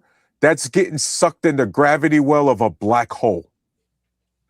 And our country under his watch is being sucked down the black hole. There's so many reasons: the Iran war, the Greenland, the Canada, so many reasons. But really, guys, he is just the most anti-American president we have ever had sitting in the Oval Office. Go ahead, Beans. Yeah, I gotta go. I just did want to make this one comment though. I could have got way more into this because, excuse me, pardon me, y'all. Trump's administration's attack on non-wealthy people. Let me say that because people get triggered by the P word. Non-wealthy people, on people who, you know, for whatever reasons, don't make a whole bunch of money, 100 grand a year and all of that. I think that's problematic right now. I'm actually feeling the effects of it. So of course I'm heated. I probably wouldn't have had nothing to say about it, but you know, is that I feel it now, and so I know how other people are feeling it who have way more responsibilities than I do. Because the only person I'm looking out for right now is me. And I still feel it. So imagine some single dad or single mom or veteran or anybody else who may be struggling, and here come this man cutting off things necessary for you. Seemingly, I could be wrong, but it seems like to fund military and war campaigns. Because I heard that he asked for more money for next year already. Well, to hide the grift that comes along with that, to hide the stealing of the money. Yeah, he's trying to create a bunch of different slush funds. Yeah, but the funny thing is, he's not the first to ever do that. Like no. Take money, like inflate the wars or anything like that to like get money, to generate money and put it to the side. But he's doing it bigger than anybody has ever done it in history. Yeah. He's doing it in the office that he don't care because he knows the GOP are going to kowtow to him. Guys, how blatant. Hey, fellas, y'all go ahead, Ben. Yeah, fellas, y'all have a great night, man. Awesome. Thanks for joining us, Baines. Absolutely, bro. Bro, be safe. Guys, the crypto rug pulls by themselves. I mean, Anton, Dame, the Trump coin, and then right after that, Melania coin. And people was like, yeah. Makes sense. I remember when he had the watch. Okay. He had that watch that was $100,000. And it sold out, but nobody has them. Nobody has one. I said, I said, if that isn't the biggest vehicle for bribes in the history of the United States, he had $100,000 watch. Every single one of them sold out, but nobody. You go find a Trump watch. That almost have one phone too. Yeah. The phone, did that actually drop? Well, that was his kids. That was his kids. That was his Don Jr. and Eric who did that. But no, they even put it. There's no guarantee we're gonna produce the phone. But here's the thing: the down payment was just for the waiting list alone. Right, just to reserve it. Hey, good evening, guys. How y'all doing? Y'all doing okay? Hey, BMU, what's up, man? Listen, man, y'all gotta stop all this fucking crying like a bunch of Democratic bitches tonight. Listen, but I love y'all. I just wanted to say that. Second of all, I wanted to say this as well. We were talking about this last night, Tyrus, and Dame and Anton. You came at the end of it, but we were talking the younger generation, man. There's so many videos out here that these young people are saying, and this year will be their age to start voting. They're telling you to your face, we're not voting for fucking Democrats or Republicans. We're not fucking voting. Fuck this shit. And one of the things, let me tell you something and I shared this last night. Antoine was on the show with us last night. My daughter said to me, she said, Daddy, there's somebody just came in. I'll bring him up for you. Big Mike, welcome to the show. But my daughter came to me and my daughter told me, she said, Dad, I want to say, and my daughter's 23 years old. She said, Daddy, I want to give you some numbers. And it was live. She sent this to me while we were live, and I shared it on the show last night. She said, tell the panel these numbers: 87, 86, 85, 85, 84, 83, 81, 80, 81, 81, 79. And she said, ask them, do those numbers mean anything to them? That's the percentage of people no in age bracket that are voting. Nope. She said those are the ages of the voting members of the House of the senior members of Congress and the Senate. She said, Daddy, how is it that you guys want us to vote for people who was probably once racist and now are performative and acting like they're not? And she said, these are Democrats and Republicans making decisions for us, and we're supposed to keep voting for people who are going to make decisions based off a mindset. She said, Daddy, these people were born in the 30s, in the 40s, and we're supposed to still be dealing with this? She said, why are we voting? She said, I agree with the young people, Dad. Why are we voting? I'll tell her this. And it was this one brother I watched. I forgot his name. His name is Doss something. I kind of let's name this African brother who said, we don't, as a black people and people of color, don't have the luxury to sit back and not be a part of the system, because we don't have the safety nets that are afforded young white people. They got family wealth. They got safety nets that they can kind of fall back from the system and make sure they could be okay. As people of color, we just don't have that available. So you not voting does not help you, or it does not empower people of color to make any significant changes. We have to be a part of the systems, because the vast majority of the negative things that come out of systems, of these systems, affect people of color. So yeah, if you want to say, why are we voting for 80-year-old people? Well, it's a discipline. It's you got to start voting. You got to keep voting. You got to vote as much as you can until you have become a power base, so you can put the people that do have your best interest in the seats of power. And okay, so I'd ask you this then. Those people die. Right. Those 83s and stuff like that. Yeah, they will die, but I have a question for you. Yeah. Out of those people, it's 14 of them who are in their 80s and born in the 30s and late 40s, right? Right. Yep. My daughter's question is, Daddy, they are not getting voted out. They are going to stay there until they die. She said, how many things that we could have done as a people or been more productive as a people if we had people that look like us in there, and or people with a younger mindset instead of people like Mitch McConnell, or people like who else? I got the list over here somewhere.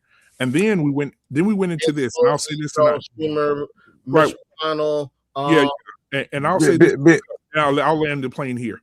Then we also went into generational wealth last night as well, and we talked about we looked up the percentages, guys. It's disappointing, Tyrus. It's disappointing, Big Mike Dame. It's disappointing to see that 75% of white wealth came from generational wealth, came from their grandfathers, came from family wealth.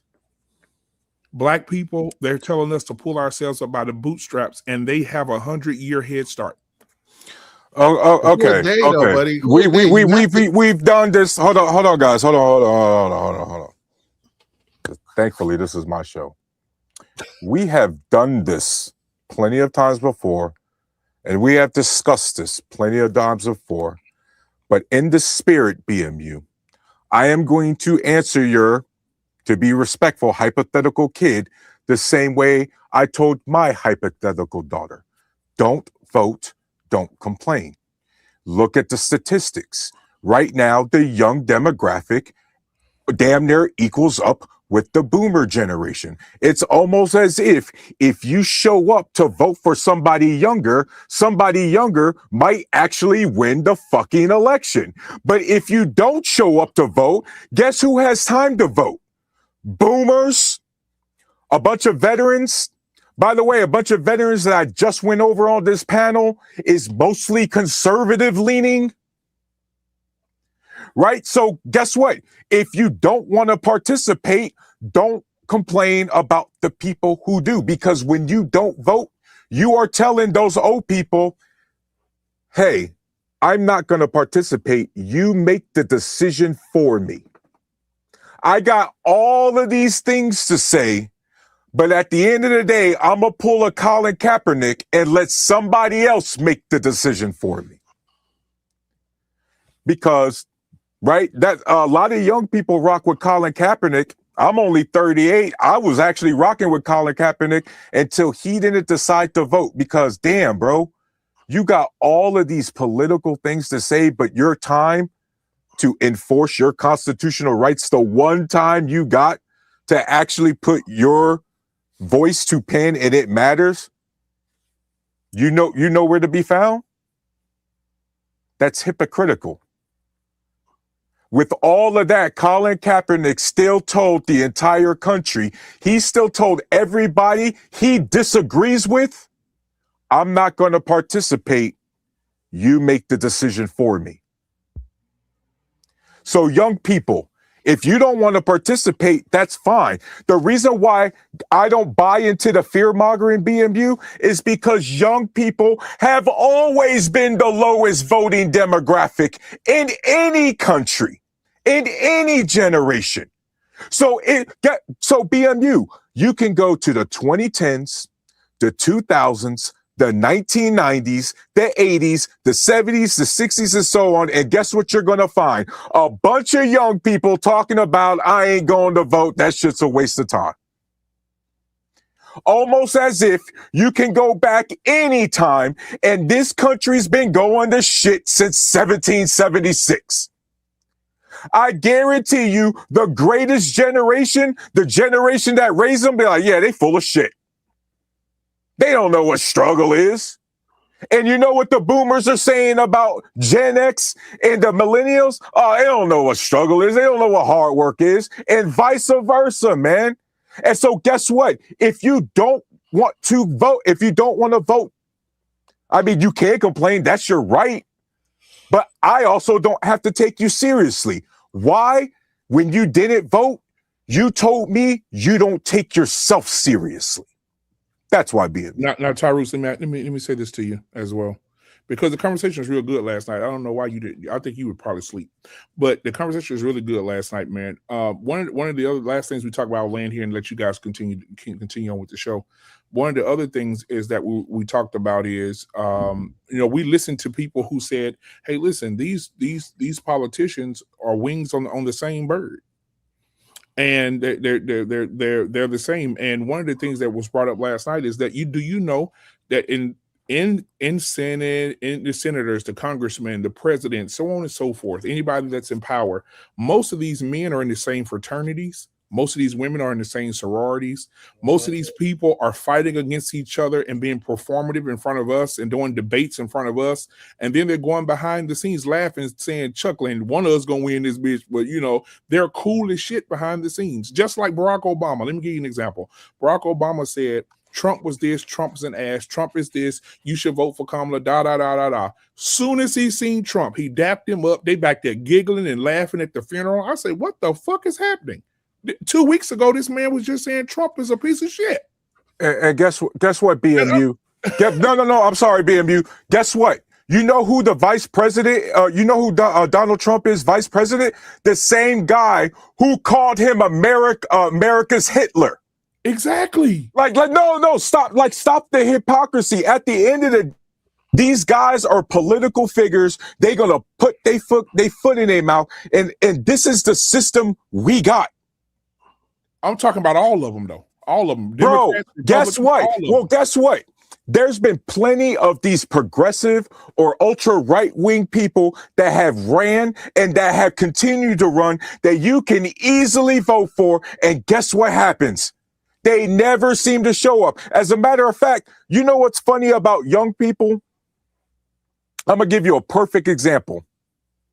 2020 COVID. Everybody's in a pandemic. Everybody's kind of going through lockdown, right? You got the primaries going on. You got all these people yapping about Bernie Sanders.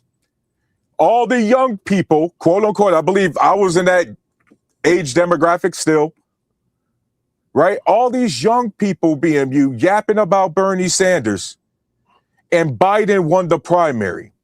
And do you want to know why Biden won the primary? Because all of those same young people who did all this yapping about politics couldn't be bothered to stand in the same goddamn line as the Biden supporters did. And the same goddamn pandemic everybody else was doing. Right? But the young people, and we saw them on social media, right, Dame? They had time during the pandemic to go to a house party when we was on lockdown. They had time to do a lot of that fucking dumb shit. So again, like a lot of this and I want to be clear here, this transcends all age demographics because this is an American thing, but because BMU decided to put young people on the spot, my sights are aimed at you guys. This is all about whether or not you fucking feel like it. And every time young people of any generation want to claim that they don't fucking feel like doing something, well, congrats, you got the government you deserve. Because have you looked at our government? They don't fucking feel like doing shit either. It's almost as if government is a representation of the people. And Tyrus, let me say that, Tyrus, you're absolutely right. And one thing I agree with you on, Tyrus, I was just thinking about, remember for the last couple of weeks, you were talking about the Epstein list and how they're redacting names and redacting a lot of this stuff. And I agree with you. I think they should unredact every name on that list. And it will show the unity between Republicans and Democrats immediately. Mm-hmm. It will show the unity. It will show unity between both of those parties immediately once you redact all those names, unredact all those names, for sure. And then, right, but the parties are still going to exist. But so the answer is to clear them out. Right, the answer is to clear them out. But you're right. But what I'm saying to you, it's going to shine a light. I agree with you. It's going to shine a huge light on the Democratic Party and the Republican Party, and it's going to show you. But the light's already shown. We already see both sides getting caught up in this shit. Hey, this is what I don't understand. The evidence is already there. What more do you need to see? Unredact the names. We need to see a clear document. You already know, but there's people on both teams, on both sides that are in the list. Right? Like, no, this is my. You know what? Let me calm down. Big Mike. First off, how are you doing? How are you doing? And how was your week so far? It's been pretty good so far. Can you hear me? Yeah. Good. I'm clear. All right. That's been pretty good. How about yours? Pretty good, man. What you got for us, man? Hey, look, I'm listening, and I said, let me go on, get up, man. I'm here to offer kind of a different perspective of the whole thing, and I am a veteran. I'm a U.S. Air Force veteran, disabled vet. So that's shout out to you, bro. Too, man. So that's what brought me into listening to the conversation. I'm on everybody's shit list on my Facebook page right now. I've been going crazy on the Democrats. To be honest, do I think Trump is the worst president of all time? He's the worst president for America of all time. Trump has been the best president for Black consciousness of all time. When Trump was in office the first time, we almost got a lot of good things done. I mean, just the fight in everybody, people hitting the streets, man, like worldwide change. It happened worldwide. The Democrats got in office and we went back to sleep. What happened is the problem I'm having with the Democratic Party is when Trump is gone, what is their platform going to be? He's going to take that party down with him because right now, the only thing that they're offering to the people is, I'm not Trump. I'm not Trump. And that's going to run out soon. Trump isn't going to get a third term. But I think if they would have left him alone when he got out of office, he wouldn't be back now. So they've created the conditions for what's going on through a bunch of political miscalculations a bunch of strategical errors. Ruth Bader Ginsburg not giving Obama another pick and retiring because she knew Hillary Clinton was going to win, and she wanted the first woman. The feminism stepped in. She wanted the first woman to replace her. Only problem, Hillary Clinton didn't win. So when Ruth Bader Ginsburg got caught at 87, 88 years old, and you got to go through 4 years with this guy. I mean, you can't buy green bananas when you're 87 years old. You shouldn't stay in the job. If you cared about the work that's been done, if you cared about not destroying the work that had already been done. The Roe v. Wade, the Democrats could have codified Roe v. Wade at the beginning of the Obama administration in 2008 when he had the Senate, the House for 2 years, and a pretty liberal Supreme Court, for 2 whole years. So that could have been codified. A lot of things could have been codified for some reason or another. I don't know if they thought it was politically feasible to continue kicking the can down the road. And now we have Trump because of these series of, miscalculations. If you're going to bring this guy up on all these charges, make sure he goes down. Yep.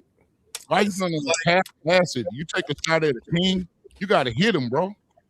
It's like that movie in the series Power.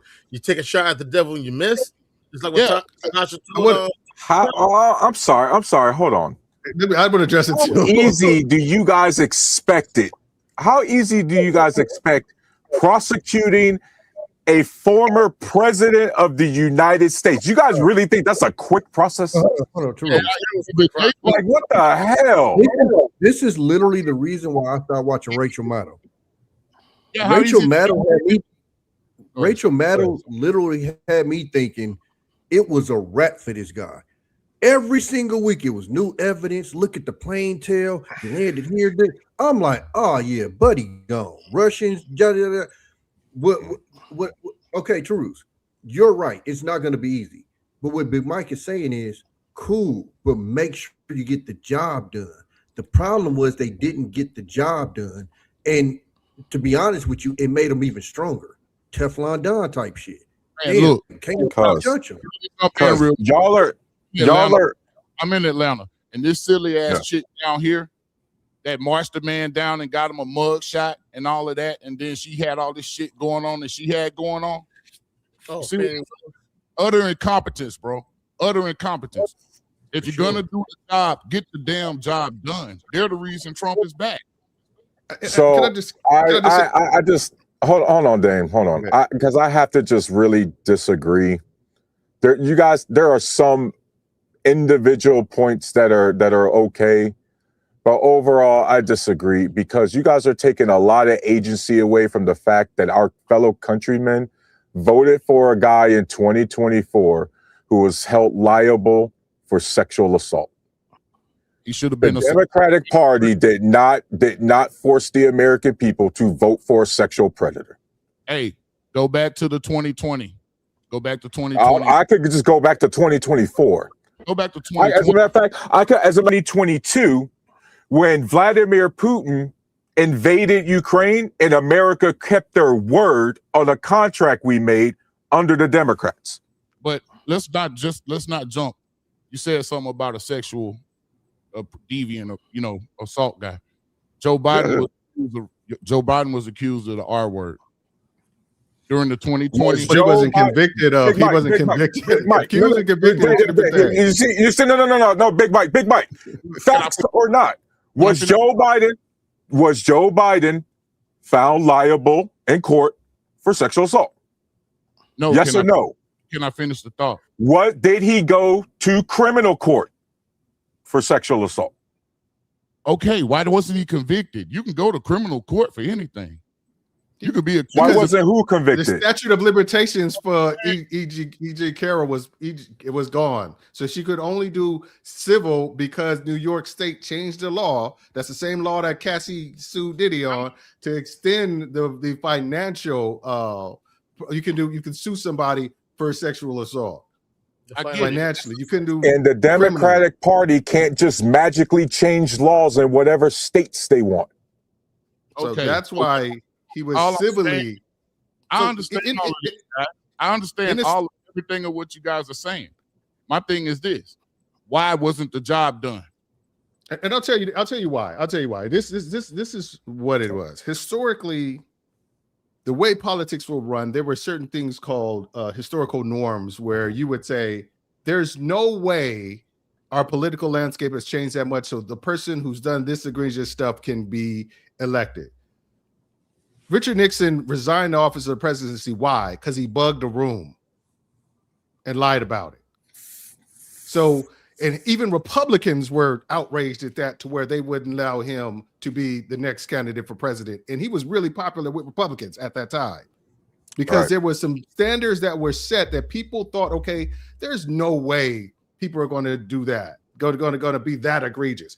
Like you said, you brought up Roe v. Wade. The reason why it wasn't codified, because it was supposed to be established precedent.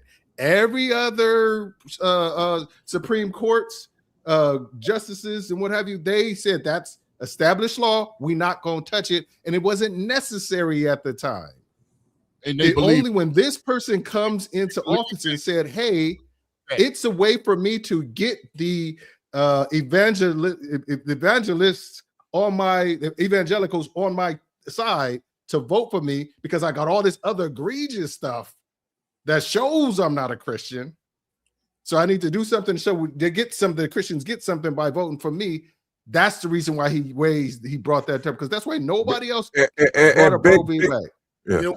Big Mike, Roe v. Wade, to strengthen Dame's point, that was established law on both sides of the aisle. Nobody touched it. There are many Republicans. Nobody touched it. Nobody. There was some. But what you understand is this: nobody touched it, but there could still be somebody that brings a case that makes it to the Supreme Court that overturns it. So it doesn't. But matter. nobody would have. Nobody did. Somebody did. Here's the thing that people forget. Hold on. That's what I'm saying. It's nobody's guarding the store, man. Nobody's watching the store in the Democratic Party right now. Here's the thing. I guess you're. Go ahead, Anton. Go ahead. I'm not a Republican, by the way. So here's the other thing people forget that 47 did, or 47 got when he was 45. As soon as he walked in to the Oval Office, there was an envelope. There had to be an envelope waiting for him on the Resolute desk. It was from the Heritage Foundation. And it was a list of judges they wanted on the Supreme Court. Three of the individuals that are currently on the court right now, their names were on that list. Right. That's what he did to get the ball rolling. Right. Neil Gorsuch, who filled the spot after Justice Antonin Scalia died, the same slot that President Obama tried to fill with Merrick Garland, but the GOP were like, Mitch McConnell blocked. Mitch McConnell said, no, that needs to be decided. Let the people decide. And last I checked, when Antonin Scalia passed away, that was March of 2016. How quick was that? Where Barack Obama was still the incumbent. For a strategic standpoint, though, the 88-year-old Ruth Bader Ginsburg should have retired. I'm not saying, I get what you're saying there, Big Mike. Yeah. It also was, they fast-tracked Amy Coney Barrett 45 days before the election. And Big Mike, see, this is the thing, bro. You see how you like to pick timelines? Well, then now I could pick a timeline. No, I'm saying, you say where you're trying to be hyper-focused on Ginsburg, but then now we picked a timeline that goes to them screwing over the Democrats, and you're like, oh, well, we're talking about this other one. Like, come on, dog. I haven't responded to it. Did I even respond to what he said? All right, continue. Go ahead, man. Never responded. So, I mean, you started talking.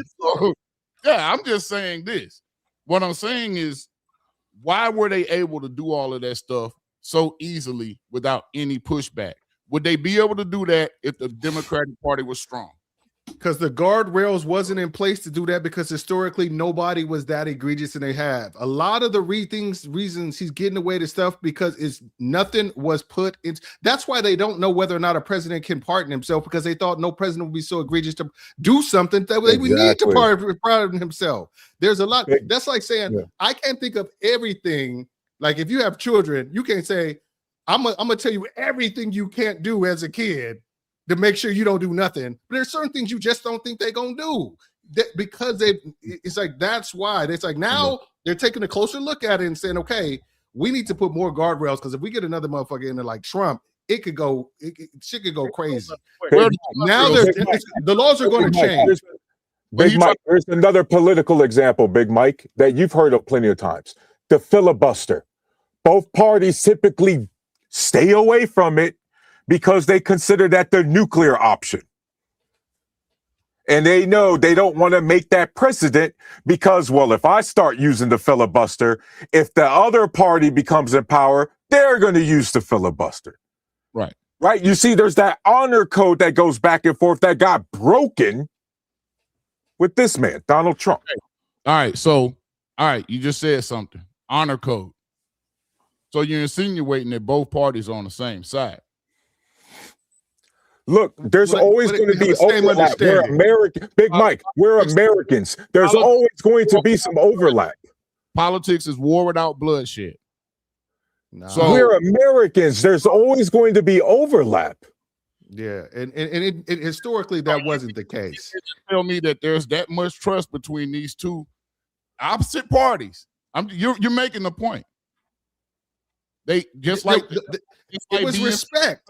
It wasn't. Sorry, go ahead, brother. People are in the same. They when they're done. Look at how George Bush and Michelle Obama play with each other when they're in public. You ever notice that? Yeah, they like. You want them to slap each other? No, they actually cousins. They don't need to slap each other. They're cousins by marriage. Yeah. So real talk. So what BMU was saying was kind of true. All I'm saying is this: I'm not here to. I guess I'm not really here to attack the party, man. I'm here to kind of get people to start looking at obvious things that's going on. And it's some shortcomings, bro. It's a lot of shortcomings. Big Mike. You better attack the party. Anton will tell you, we slap the party around up here all the time, just not in defense of the Republicans. Exactly. No. At this point in time, soon as you attack the party, you are a Republican. Am I wrong? Yeah, but Big Mike, you see, that's why none of us responded when you was like, "Oh, I'm not a Republican." We never assumed you were. Right. So like Big Mike, just if you rock with us long enough, Big Mike, you're gonna learn that we don't do echo chambers. I'm gonna let you rock out, but just so you know, we actually encourage everybody to come up here, bro. We happen to be Democrats, but we actually prefer a lot of people come up here and say shit. Go ahead. We have different views. Like I think Taruz is a liberal. I am not a liberal. Other set imagination. Yeah. Let's be fair. I'm the farthest left. Probably you're a counter. If I was considered a Democrat, I'd be a blue dog Democrat from Alabama. So I'm okay. You know what I'm saying? Very conservative. Yeah. Have all this crazy shit going on they got going through. I mean, I'm not really for it. The messaging in the Democratic Party is off. The messaging is all the way off. Anytime you got, Kamala Harris bringing out Megan Thee Stallion and you're trying to get educated black people to vote for you, you fucked up, bro. Excuse my friend. I mean, I think that's the hypocrisy of it. It's just like, so Donald Trump can bring out Kid Rock and Ted Nugent, and Kid Rock had a lyric talking about how he likes underage girls, and it's acceptable. Do you realize the least educated people in this country? And the funny thing is, Meg Thee Stallion has a college degree. No, but hey, listen to what he's saying. He's not saying whether it's right or wrong. He's saying you're going after a certain demographic.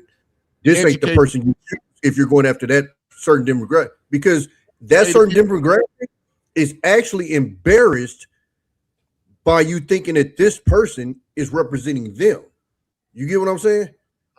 Yeah, I just don't buy that. Everybody think that every black person who bro, is what they call uppity, what you used to call uppity back in the day. Educated black people see their daughter when they see Megan Thee Stallion. They want to represent what they would want their daughter to be in front of in front of a worldwide. Listen, what I'm saying. Poor people see Megan Thee Stallion and want their daughter to be that because she has money. Listen to what I'm saying.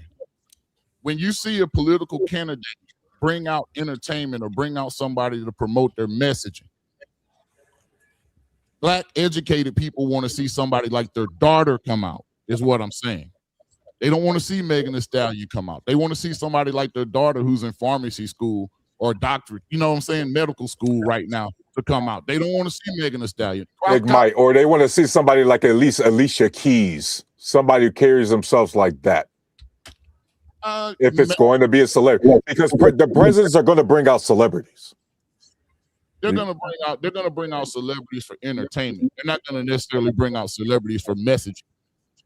Right, but to your point, you would rather have Alicia Keys out there than a Meg Thee Stallion, right? And Stallion was a messenger. Cardi B was a messenger. What's called it? They were picked up to try to get a certain demographic. Look, all I'm saying is, but is there something wrong with trying to get that demographic if that demographic can vote? No, nothing wrong with that. So I'm saying, people be like, oh, they brought out Megan Thee Stallion. Megan Thee Stallion has what 20 million people followers on social media. Yeah, you know, she has at the time probably the poppin'est song on the radio. I mean, like, so Dame, I'm actually gonna hold on, guys. I'm going to. Oh God, I can't. Yeah, I have to consider because of racism and chauvinism, not because. So Dame, here's where there's some credence, right? Think about the kind of people who do take their vote seriously. They want their daughters to look at a Michelle Obama, right? They're going to want to look at somebody's educated, right? And so when you look at our numbers, Dame, there's clearly a way to go about it, because they went after that targeted demographic, and our demographic that already is the lowest demographic to vote didn't show up to vote. And then on top of that, not only did they not show up to vote, but statistically, you had the drop in black men that's typically in about the low 90s to, I believe, 77%. Right. And you can't discount the fact that there's plenty of black men who saw that and went, I can't vote for that. I'm not saying I agree. I'm just saying that's a perspective. You know what I mean? You're right. There is a let me finish. There's a percentage of black men who Big Mike, was that accurate, by the way? Was that? There is a percentage of black women who probably went exactly that, but I'm willing to bet there's either an equal or greater percentage of black men who just said, I ain't voting for no woman, and I got issues with black women to begin with, and I damn sure ain't trying to follow behind no black woman. That I think was probably more prevalent than seeing Meg Thee Stallion up there or her representing a negative image of young black women. I think it was sexism and chauvinism that kept a lot of these brothers from voting for Kamala Harris. Wow. Wait a minute, hold on. First of all, Dame, you from Tommy, jump in. Yeah, we from the same place. So she got a background there. Right. Let's not erase that. Okay, so that's part of it too. But number two is I had conversations with my sister, who is pretty conservative as a black woman, as far as like she ain't out there titties out, no offense, but the Megan Thee Stallion type of chick. Right. She was almost offended by them having, and mind you, she don't got a problem with Megan Thee Stallion or Cardi B. But are you serious? And I think what happened was they tried to over Trump. And it's like you're not even going after the same people. he can come out here with your Hulk Hogan's, with your Kid Rocks, with your who we all look at and we know what their issues is. The problem is the issues we have with them, his voter base don't have that issue. So he can bring them out and it's not going to be like a backlash, yada, yada, yada. But you almost offend us when you bring out a Cardi B and you bring out a Meg Thee Stallion, because it's like, it's almost like you playing with our intelligence. But I think that the biggest part where the Democrats messed up is hitching their wagons to the alphabets. Like, and I'm not saying that you shouldn't support it. What I'm saying is you pretty much let them run your party. Like every single, like most of the major issues they running on was attached to that. And the only reason why I say the problem with that was, I'm saying strategically, it's because it's such a small percentage of our population. And so if you talk to even most people on the hell, if you talk to some of the people in the alphabet community, they don't agree with some of this wild shit they was coming out with. Even some of them was like, yeah, that's a little bit too far. You had politicians pushing the shit. You know what it was also with the Pride community? Because I got family in the Pride community. I got family in the Pride community. A lot of the older members of the Pride community, they just wanted to go about their business and live their life. They just want to just go about their business, live their life, so on and so forth. Yeah. It was the younger ones, the younger members of the Pride community. And I remember JT mentioned this also. They're the ones that wanted to be fluid. They were the ones that wanted to push the boundaries. They were the ones that wanted to rewrite what it meant to be by gender and felt like you're going to have to accept it. But Antoine, I don't even think that's a majority of that's my problem. Is the community is already small. Yeah. Within that community, I don't think the majority of that community even thinks like that. Bro, I've heard gay people get up there and try to explain the pronouns and they even get confused. Exactly. And that's what I was trying to say. It was and the one thing I remember my sister told me, we had gays and lesbians that had issues with transgenders. What? I just got to say something. Let me just say something, Tom. First, I want to address I know about the knowing Kamala Harris is repping in the Bay. I do. I get it. All I'm saying is if that is a consideration of whether or not you vote for it, you're thinking short-sighted. You're thinking locally where she is going for a national platform. It's just like, would I vote for again for like AG? Probably not, maybe. I don't know. But it's just like if it's you only got two people to choose from. And if you are going to vote and say, okay, how much damage can the other guy do? And we're seeing it now. Would she have done, would we be in the same position as in a better position or a worse position? Regardless of what she did in the Bay, that's personal. Sometimes you can't bring emotions into the politics. I learned that a long time ago. You got to bring logic. Who logically would put you as a person in the Black community in a better situation, or just the United States? If you want to just even make it bigger than that, the United States as a whole in a better economic position, or a position worldwide, geopolitical position. That's where I want Black people to get there. I don't want to think, oh well, she had these sentences, she was harsh, so she had hard sentences, and my boy got blah blah blah. I feel for your boy, but what's going to happen to your boy's boy and your grandparents and what happens when they cut Medicaid and then your boy's grandma can't pay for insulin and she got to decide whether or not she's going to pay for rent or pay for insulin and she gets sick. You know, those are the things we got to think bigger than I don't like her because of this, but who is the better for the country? That's how people start thinking. Dang, you said financially, right? Hold on. You said financially. Yep. Wasn't doing good with Biden, and she was number 2 to him. Yeah, we were doing way better. Dang. No, if you say we were doing better, I'm with you. Dang, I went to Costco under Biden. I spent $800. I had 2 baskets. Did it ever trend back upward under Biden?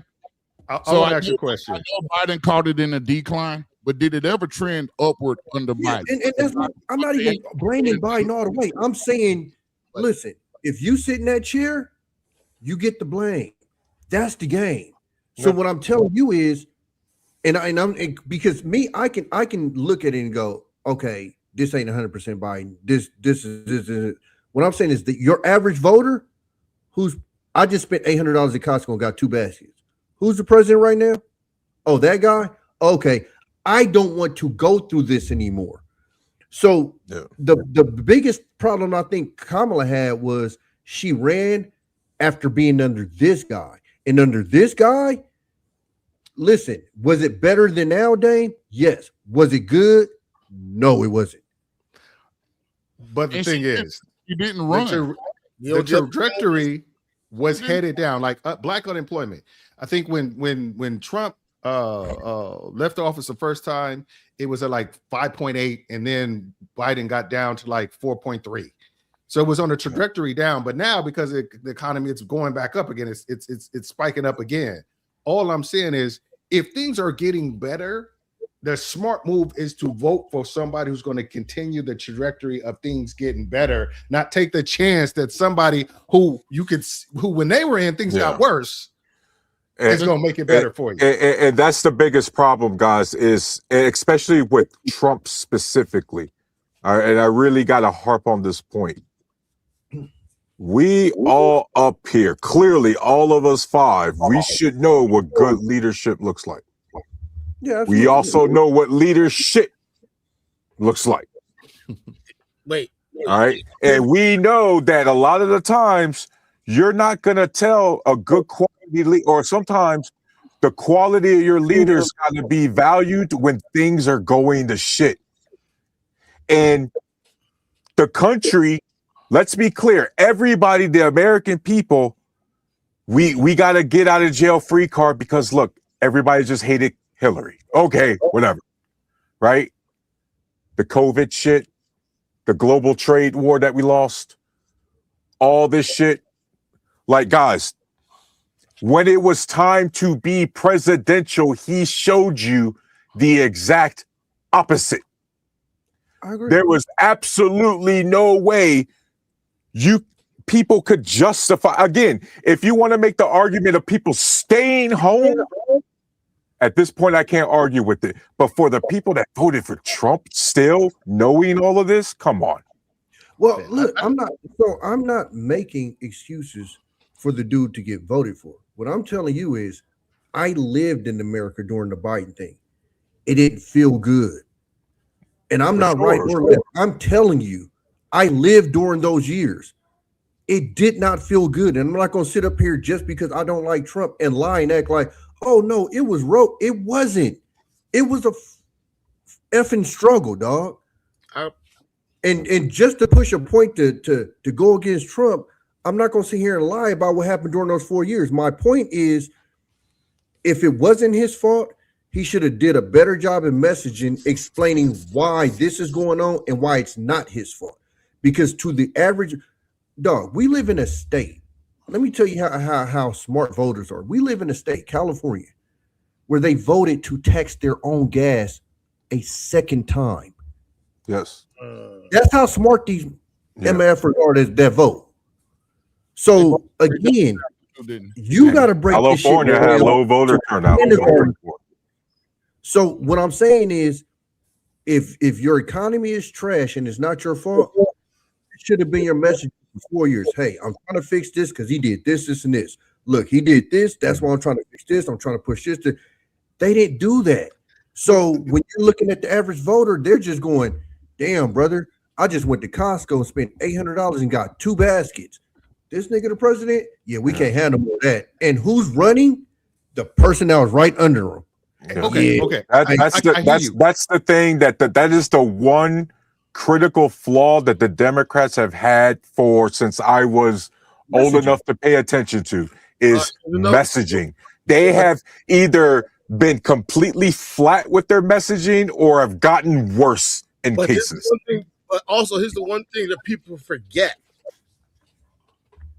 Trump was campaigning to get back into office the minute he lost in 2020. Absolutely.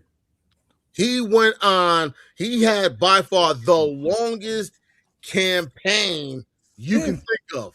I remember he's doing rallies through the whole president, through Biden. Literally, that's what he did. Despite how everything that happened in Georgia with Brad Raffensperger, the nonsense that happened at the Capitol, which should have disqualified him, but that's a different argument. He was literally campaigning to go back the minute Biden took office. And what hurt Kamala Harris also was not just the fact that she was the number 2 behind Biden. She only had 100 days to try to get things going. Okay. Good point. This. If they knew, somebody knew that Biden wasn't going to run for a second term, they should have did that. They should have made that announcement officially after the midterms. No, he wanted to run. Yeah, he was going to run. The debate threw him off. The debate made it to where he was unelectable. He was not electable after that debate. That debate should have did also. He was only going to be 4 years because he was old. He said it when he took office. He did. I'm not mad about that. Transition president. Did he not? That should have been that needs to be an indicator to all these damn politicians right now, and for a lot of people in this country to push for. It's time to put an age requirement. You can't be in public office once you turn a certain age. That needs to be pushed now by a lot of people. People that got to push it is the age that you're talking about. But I want to address something that you said, Tommy, about the thing about you made a perfect point where it was like people who went to Costco and was like, yeah, you know, it's better, but it still ain't that great, like as far as the economy. But no, I'm saying it's better. It was better then than it is now. No, that's what I'm saying. No. What I'm saying, but people going to the Costco, like you said, they don't feel it as much as enough to change their mind and make them think to know that the economy is really changing. It's too slow. What happened is you get people like Trump and people like who say there's a quick way to do it. There's a quick way to get the economy back. He's just not going to do it. We know the quick way. Like, you know, I could have the economy. I could have your gas bill down by 50% day one. I could have your light bills. I could have your food bills down by 50% day one. And he was like, man, this dude ain't like Biden ain't saying that. And yes, we want it day one.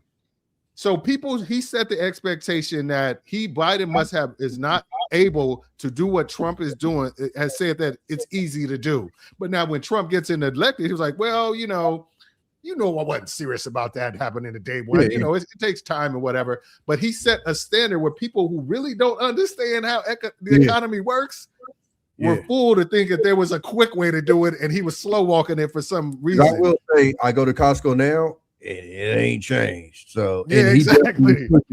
No, day one, eggs are going to drop and gas is going to and like that's what it is. And that's why I think, especially in urban communities, there needs to be some kind of civics or some political science courses taught in high school, so we can get an idea. This is an American thing. Most Americans. No.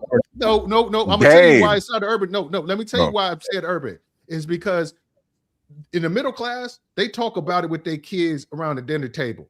We don't do that in what's called when you're poor. You poor. I don't know nobody in the Bay or in Oakland who grew up talking about politics around their table. And I'm 50 years old. I agree with you on that. Yeah, I'm not that. Hold on. What I'm saying is, the average middle class white people are not like, and this is why I try to push back on that, because we have this projection in our head that this is what's going on. I was in the military with them. Them niggas wasn't talking politics like that.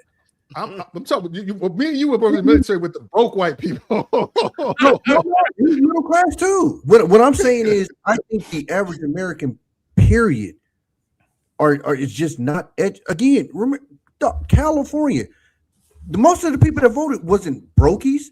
It won by a good amount, and they voted to tax the gas again. Most of these people eating shit. Most of these people got work. They got kids. So when that little pamphlet comes in the mail, they putting that shit on the table or throwing it away, and they keeping about.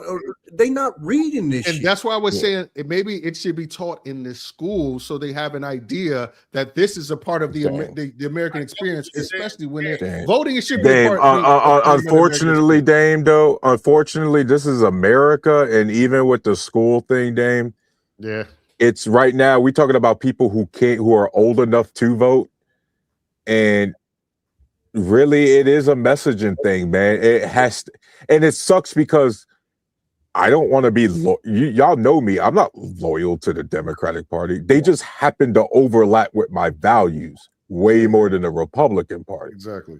I don't want to come up here and cheerlead for that fucking party.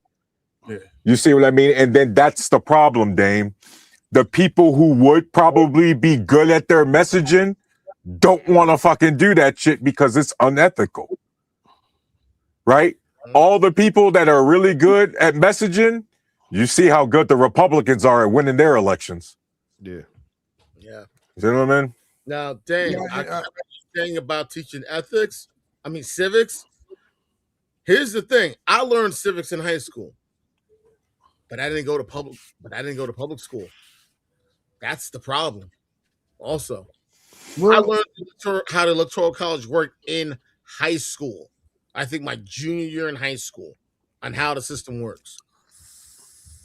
The problem is the powers that be don't want people to know how the system works. I get it. I understand. Well, and then, oh my God, guys, don't be a black person who lives in an urban city and then you end up voting for the most corrupt Democratic black mayor in in the running. You sound like in U.S. history. Hold on. Y'all remember Fahrenheit 9/11? Yeah. He went to Congress and said, and the dude said, "Hold on, you don't think we really read these bills, do you?" Exactly. The niggas whose job it is don't even read the bills, and you think we gonna be sitting at home reading this shit? Look, I feel like the difference is the reason it's like is they don't need to read it because they already got the job. That's why. The people who are they're paid to care. I'm right. at home. Have to. But listen, I'm at home working 12 hours, then got to come home and do it with my kids, and then wake up and do it all over again. And then I'm gonna throw something on top of that and read this fucking book that they just sent me with all this shit that I half-ass understand. That's why I say do it in school. I'm not saying dude don't have to pay. No, Dame. Put it like this, Dame. You elected me to be your representative. So my $172,000 salary includes reading the bills that I have to vote yay or nay on. And so if I get in front of television, Dame, and then I get asked about a bill and I tell you, Dame, as your elected official, I'm gonna be, I didn't read the bill yet, but you voted on it. Mm-hmm. Yeah. Don't you think there should be some sort of mechanism to be like, oh, yo, get this dude out. He's not doing his job. The vote should be a multiple choice question. That is literally the bare minimum of your job is to read the fucking bills. Every time you go to vote, it should be a multiple choice stand. To show you actually read it. I'm saying what the school is, and then you graduate, and then life happens. So what I'm saying is, yeah, you went through it in school, cool. But now I'm 30. I got 3 kids. I got to work and I'm barely making it. I'm not coming home sitting down reading this fucking pamphlet. I'm trying to escape life. That's why they watching so much TV, so much social media. So what I'm saying, I'm just being more realistic about what they're doing when they get home. Half these people don't read books. They're not sitting down reading a pamphlet about who's going to be the next judge in my sector. Like, it's just not happening. I hear you on that. And I agree with that. I agree with that. Like I voted, and I was just like, my wife did all the work, and she was like, "Yeah, these are the people who align with what we rock with." I'm like, "All right, baby, cool." Yeah. You know, all I'm saying is just like there's certain things that did the work. A lot of there's certain people. Like they're like, who the Democrat, who the Republican? Yeah, exactly, 100%. Yeah. All I'm saying is just like I think it's just like we are probably the most uneducated when it comes to how the political system works, because we feel like the decisions have already been made for us. So why should we be that invested in it? Like I hear that work. Part of knowing how it works, like for me, it's almost no point in me for voting for who's president. The Democrats are going to win my state. Yeah, now, and that's a lot of people saying the battleground state. So his vote actually matters. Me, I could vote for an alien. The Democrats. But only thing that I think like in states like that are historically like a solid blue state. It's like Texas, that's a solid red state. Yeah, then you just talking about local stuff. Well, like you're just trying to vote locally to try to listen, my home state's a solid blue state as well. We haven't those I get it. My home state hasn't gone red since 1988. Was that Georgia? Nope. Where's that? New Jersey. New Jersey, okay. I think California might be. But don't they got a Democratic governor? Yeah, we do now. Mikey Sherrill, she was a former congresswoman. Yeah. And they had but here's the ironic remember, they had that Republican governor, Chris Christie, though. Yeah. Oh, big Chris Christie. And in the presidential election, they were still going blue. Yeah. But here's the wild thing most people don't realize. We can have a Republican governor and Democratic senators, and it's not that, and no one will bat an eyelash. Yeah. All right, guys. Look, I'm sorry to do this to you guys, but I gotta get to sleep. Right? Yeah, me too, man. I'm in Texas. It's almost midnight. So you guys can't be doing this to me like this, man. Hey, so let's. What's up? No, I was going to Tommy. No, Tommy, I get what you're saying about how hard it is to try for people to notice stuff or anything. The system is not that hard, but like I said, the powers that be make sure that no one knows how it works. Well, no, Antoine, I'm not making the case like I'll do it. What I'm saying is the average person just won't. They got so much shit going on in life that, again, like I said, they send that book in the mail every voting season. Mm-hmm. People ain't sitting down reading that motherfucker. I'm just being solid with you. No, they want somebody to put it together for them, or they want people to put it together. I remember I was on, I think I was on some social media, right? And I had a list. I had read through the book, and I had a list of all the stuff. And they straight up asked me, "Oh yeah, you should post that so we know who to vote for." I'm like, "What the fuck?" Like that's what again. What do you expect when the people who are paid to do it ain't even doing it? That's the sad part. That's the sad part even more, because like they should have had an age requirement for politicians a long time ago. Why? You had Richard Byrd, who was I believe the senator from West Virginia, died at the age of 93 while in office. You had Thurman, who was they ain't voting against their own interest, dog. The people that would have to push that is the age that would be kicking them out. Here's the thing that most people didn't realize. Check this out. And this is what I love about doing research. People didn't realize there was a time they were going to do this. Guess what? They wanted to actually push the age restriction requirement. Guess when? 1994. Guess who the politician was that was going to push the agenda? Who was that? Clinton? Nope. Newt Gingrich, congressman from Georgia, who ended up becoming the Speaker of the House. The contract with America. How old was he at the time? He was a congressman. A broken clock is right twice a day. Yeah, but I'm gonna let y'all go too. I got to jump off. I'll let you. Be safe, bro. Hey, hold on, Dave. You got any final thoughts? Because we're wrapping it up. I mean, it's like, you know, the prompt was is he the worst president? He's worst president in modern term because he does something no president has ever done. He doesn't let the Constitution be the foundation of his presidency. whether it's his interpretation. That's the difference between Republicans and Democrat wholeheartedly, is their interpretation of the Constitution. He lets self-interest as opposed to the Constitution dictate the moves he makes in his presidency. And I think that's detrimental to the whole experiment that's the United States. Heck yeah, man. Hey, thanks for rocking with us tonight, man. It was really Good fun. to see you. You have a good night. You too, brother. Hey, James, be safe.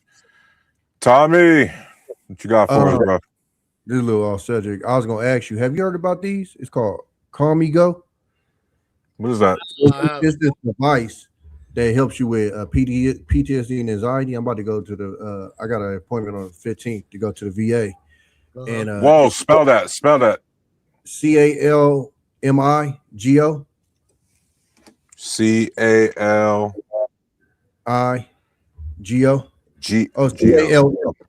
CALMIGO. Calmigo. Okay. Yeah, you go check that out. I'm about to go. It's supposed to be like natural, whatever, but it's supposed to help a lot with that. And you know, I get like a lot of social anxiety, so it's supposed to help you with that. But yeah, I think hands down the worst president for a lot of things. We have a UFC arena outside of the fucking White House right now. I think you have to have a little bit of narcissist in you to become president. I don't think we've ever seen it to this level. Trying to put his face on a bill, added his name to the Kennedy Center. That thank God they just kicked that shit off. I wouldn't be surprised if before he left he tried to get a fucking statue of him put up. The plaques on the wall in the White House dissing the prior presidents. The fact that he can't get over the prior presidents and always got their name in his mouth. The message that he sent out on Easter Sunday to Iran, like bro, the list just and the only thing I keep saying to my Trumpers or my people on the right on my Facebook is, when are y'all gonna call this shit out, bro? Like, rest in peace to my guy Steve. This guy I used to work with, was one of my bosses, and he was a first-term Trumper. And unfortunately, he passed during COVID, so he didn't get to see the second one. But I know he'd be like, what the fuck? Because me and him used to talk during the first term, and he was like, man, I voted for him, and I really wish he would just shut the fuck up. He's like, I like some of the stuff he's doing and stuff, but bro, why are you on Twitter? You're a president. Like, what is going on here? And I tell people all the time, it's so insane that our president writing the stuff that he writes on Twitter don't even make news no more. It's just like, huh? The president just said that. Mind you, this is the same country that was attacking Barack Obama for in a tan suit. Yep. We now have a sitting president that's hourly cursing during media appearances. Like, it's embarrassing. It's ridiculous. And like I keep saying on my Facebook, I feel like we're living in a cartoon right now. Bro, this shit is just insanity. You know, and mind you, know, I'm a sailor, truck driver. I'm from the hood. I'm all for cursing. But we always knew it was a time and a place. You know what I'm saying? And it's just the lack of couth, the lack of integrity. Bro, it's overwhelming. Just, bro, like, yeah, because like the list doesn't stop. And for me, like I said, I stopped watching certain channels because during his first presidency, they were lying on him. And my thing was, you don't have to lie. Just report what he's doing. It's bad enough. But CNN would lie. MSNBC would lie. I stopped watching them because I'm like, bro, that's a flat out lie. I know it. I watched it. So it's not even a situation where I'm not impartial.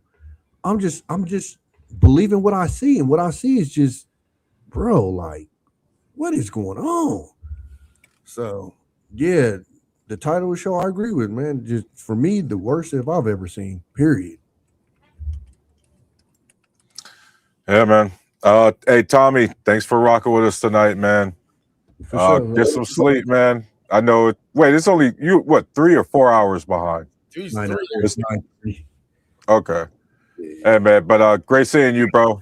You too, Antoine. All right, try to be safe, bro. Whew. Anton, what you got for us, man? Like I said, makes James Buchanan look like a choir boy. This is the same person, arrogant, cocky, acts like the rules don't apply to him, but the rules have to apply to everyone else. He likes to make himself the exception. He thinks he's the best thing since sliced bread, and everybody else is the worst ever. He loves to play with words, and he's always done that even before he was elected president. His problem is, I feel like he's trying to establish something that he hopes that stands the test of time. And he feels like this is his opportunity to do that. And he's hoping that all these other politicians in the GOP will kowtow to him and making sure that it happens. They want to name an airport after him. They want to name an aircraft carrier after him. They want to put his likeness on U.S. currency. They're putting his signature on U.S. currency. They're trying to do all these accolades like he's the best thing since sliced bread, like he's the son of God. And it's pathetic that those who call themselves Christians, the ones who have the morals and the family values, are hitching their horse on this golden calf. And that's the thing that bothers me a lot. You use your faith as a weapon. You try to make it seem like, oh, he's not doing anything. That's bullshit. Because everything he's doing is unchristian-like. Everything you're doing is unchristian-like. But yet you want to call people out for whatever reason because they don't worship God like you. I'm just counting down the days until we wake up from this nightmare. My thing is, and I said this in the back chat to BMU, if his daughter wants to send a message saying that she doesn't want to vote who's on the ballot, use a write-in. Because there are politicians and there are individuals who are out here that we don't know about, that live in our respective communities, who could do a much better job than the people that we currently see in either party, and write their names in. And people don't realize sometimes if you get enough people to write those in that individual's names in, you'd be surprised that maybe he or she might win the position. The best way I can tell people is do your due diligence. Yes, they should teach civics in school.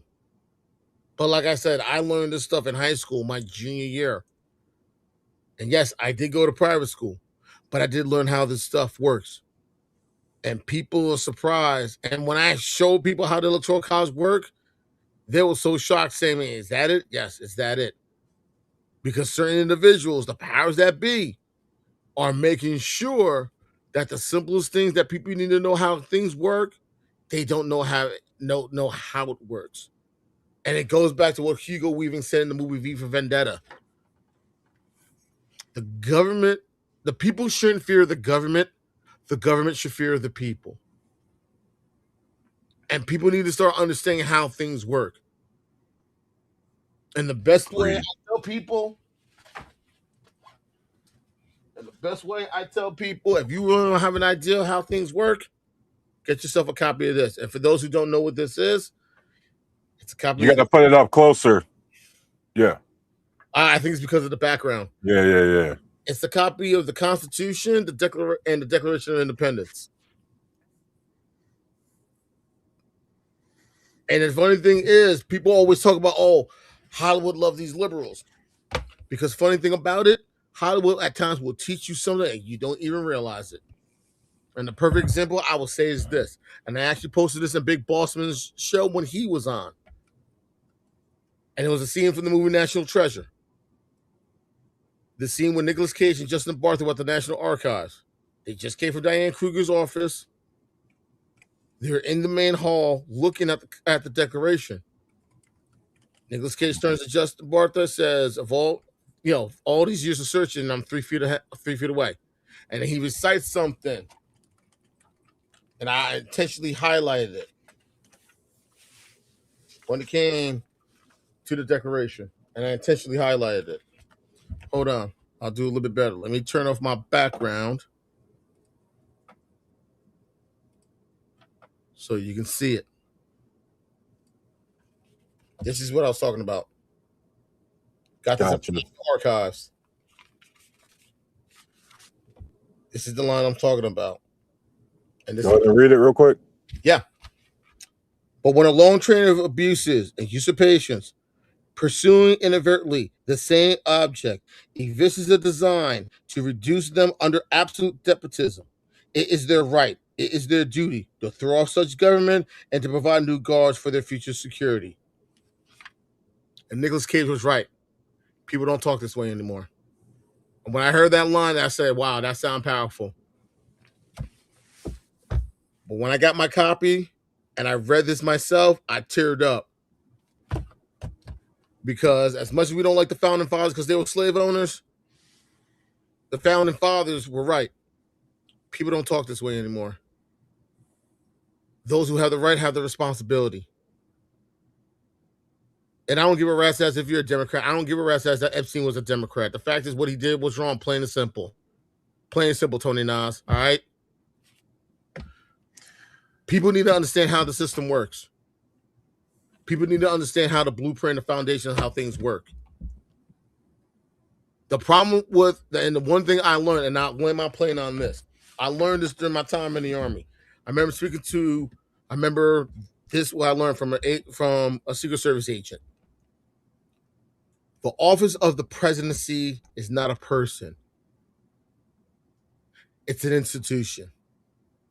It's an institution that they take serious and make sure that it must be maintained. And he said this back in 2001. When you have someone in that position who feels that they're bigger than the office of the presidency, that is where you start having problems.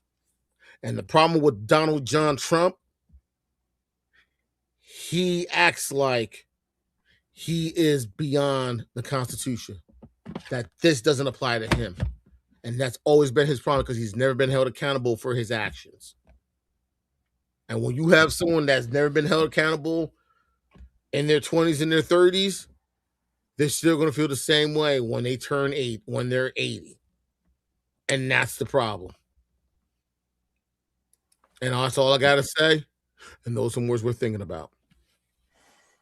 All right. Hell yeah. Hey, thanks for always rocking with me, Anton, man. I appreciate it. You have a great night, dog.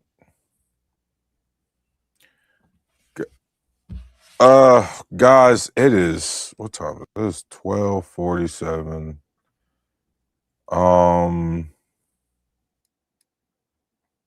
Let's see. Yeah.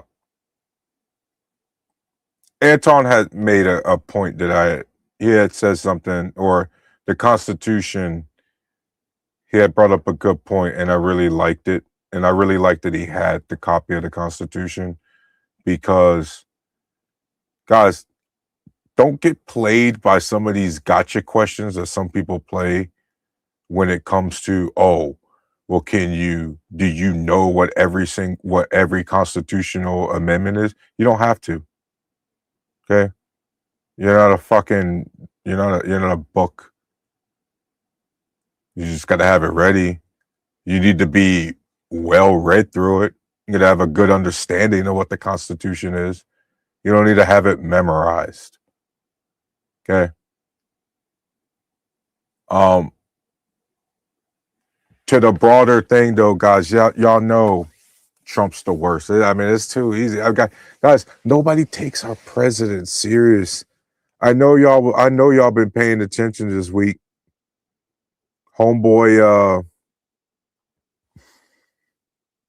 ceasefire deal just went to shit. He's talking about they close to the deal. You know what? Close to the deal. We trading airstrikes with Iran right now. That ceasefire with the shit. Ain't no peace deal anytime soon. Israel won't stop bombing Lebanon. Nobody takes the president seriously. Guys, again, I have said it before and I'll say it repeatedly because it's the truth.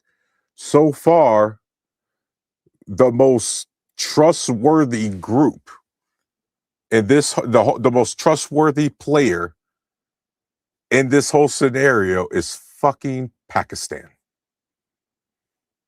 Pakistan trying to negotiate peace between the countries. This is the reality of the world we live in, led by, well, in part by our president of the United States, Donald Trump. Guys, it's just bad right now. I really don't know what else to say except y'all know I try to come up with sound reasoning, logics, and every logical like reasoning, whatever. I can't even speak right now because I'm just gonna tell you my crackpot theory because I don't have any other answers, guys. I really think for whatever reason we got warped into a different timeline ever since Harabe got killed in 2016. It has been shit ever since. I can't explain it. Okay, I've tried looking at everything. I tried like researching little rabbit holes into cults and religious organizations and terrorist organizations all around the world. I've looked at, tried to study history or learn my history. It is just, at the end of the day, man, I got nothing else except things were going just fine until that gorilla got killed, bro.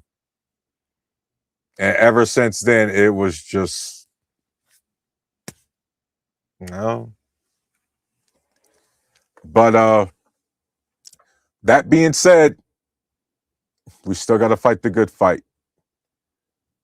We still social creatures. We still about survival, which means we still about levels above survival, which is social contracts, following the rule of law, following the spirit of the law, just being respectful to one another.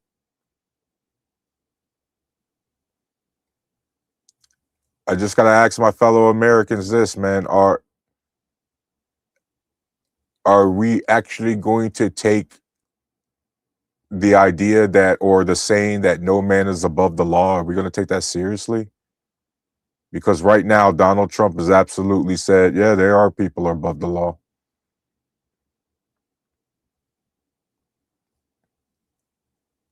So, shout out to Anton, by the way, game on the Knicks.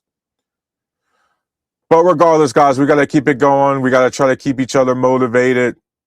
You know what I mean? It's late. I might, this is not a promise. I might hop on another stream. Technically, today is still night, but y'all know what I mean. Tomorrow, I might. But for now, I'm Todd Rooster Warlock, guys. Make sure you like, share, and subscribe to the network. You all have a good evening, and you have an even greater week. We'll see you next week. Peace.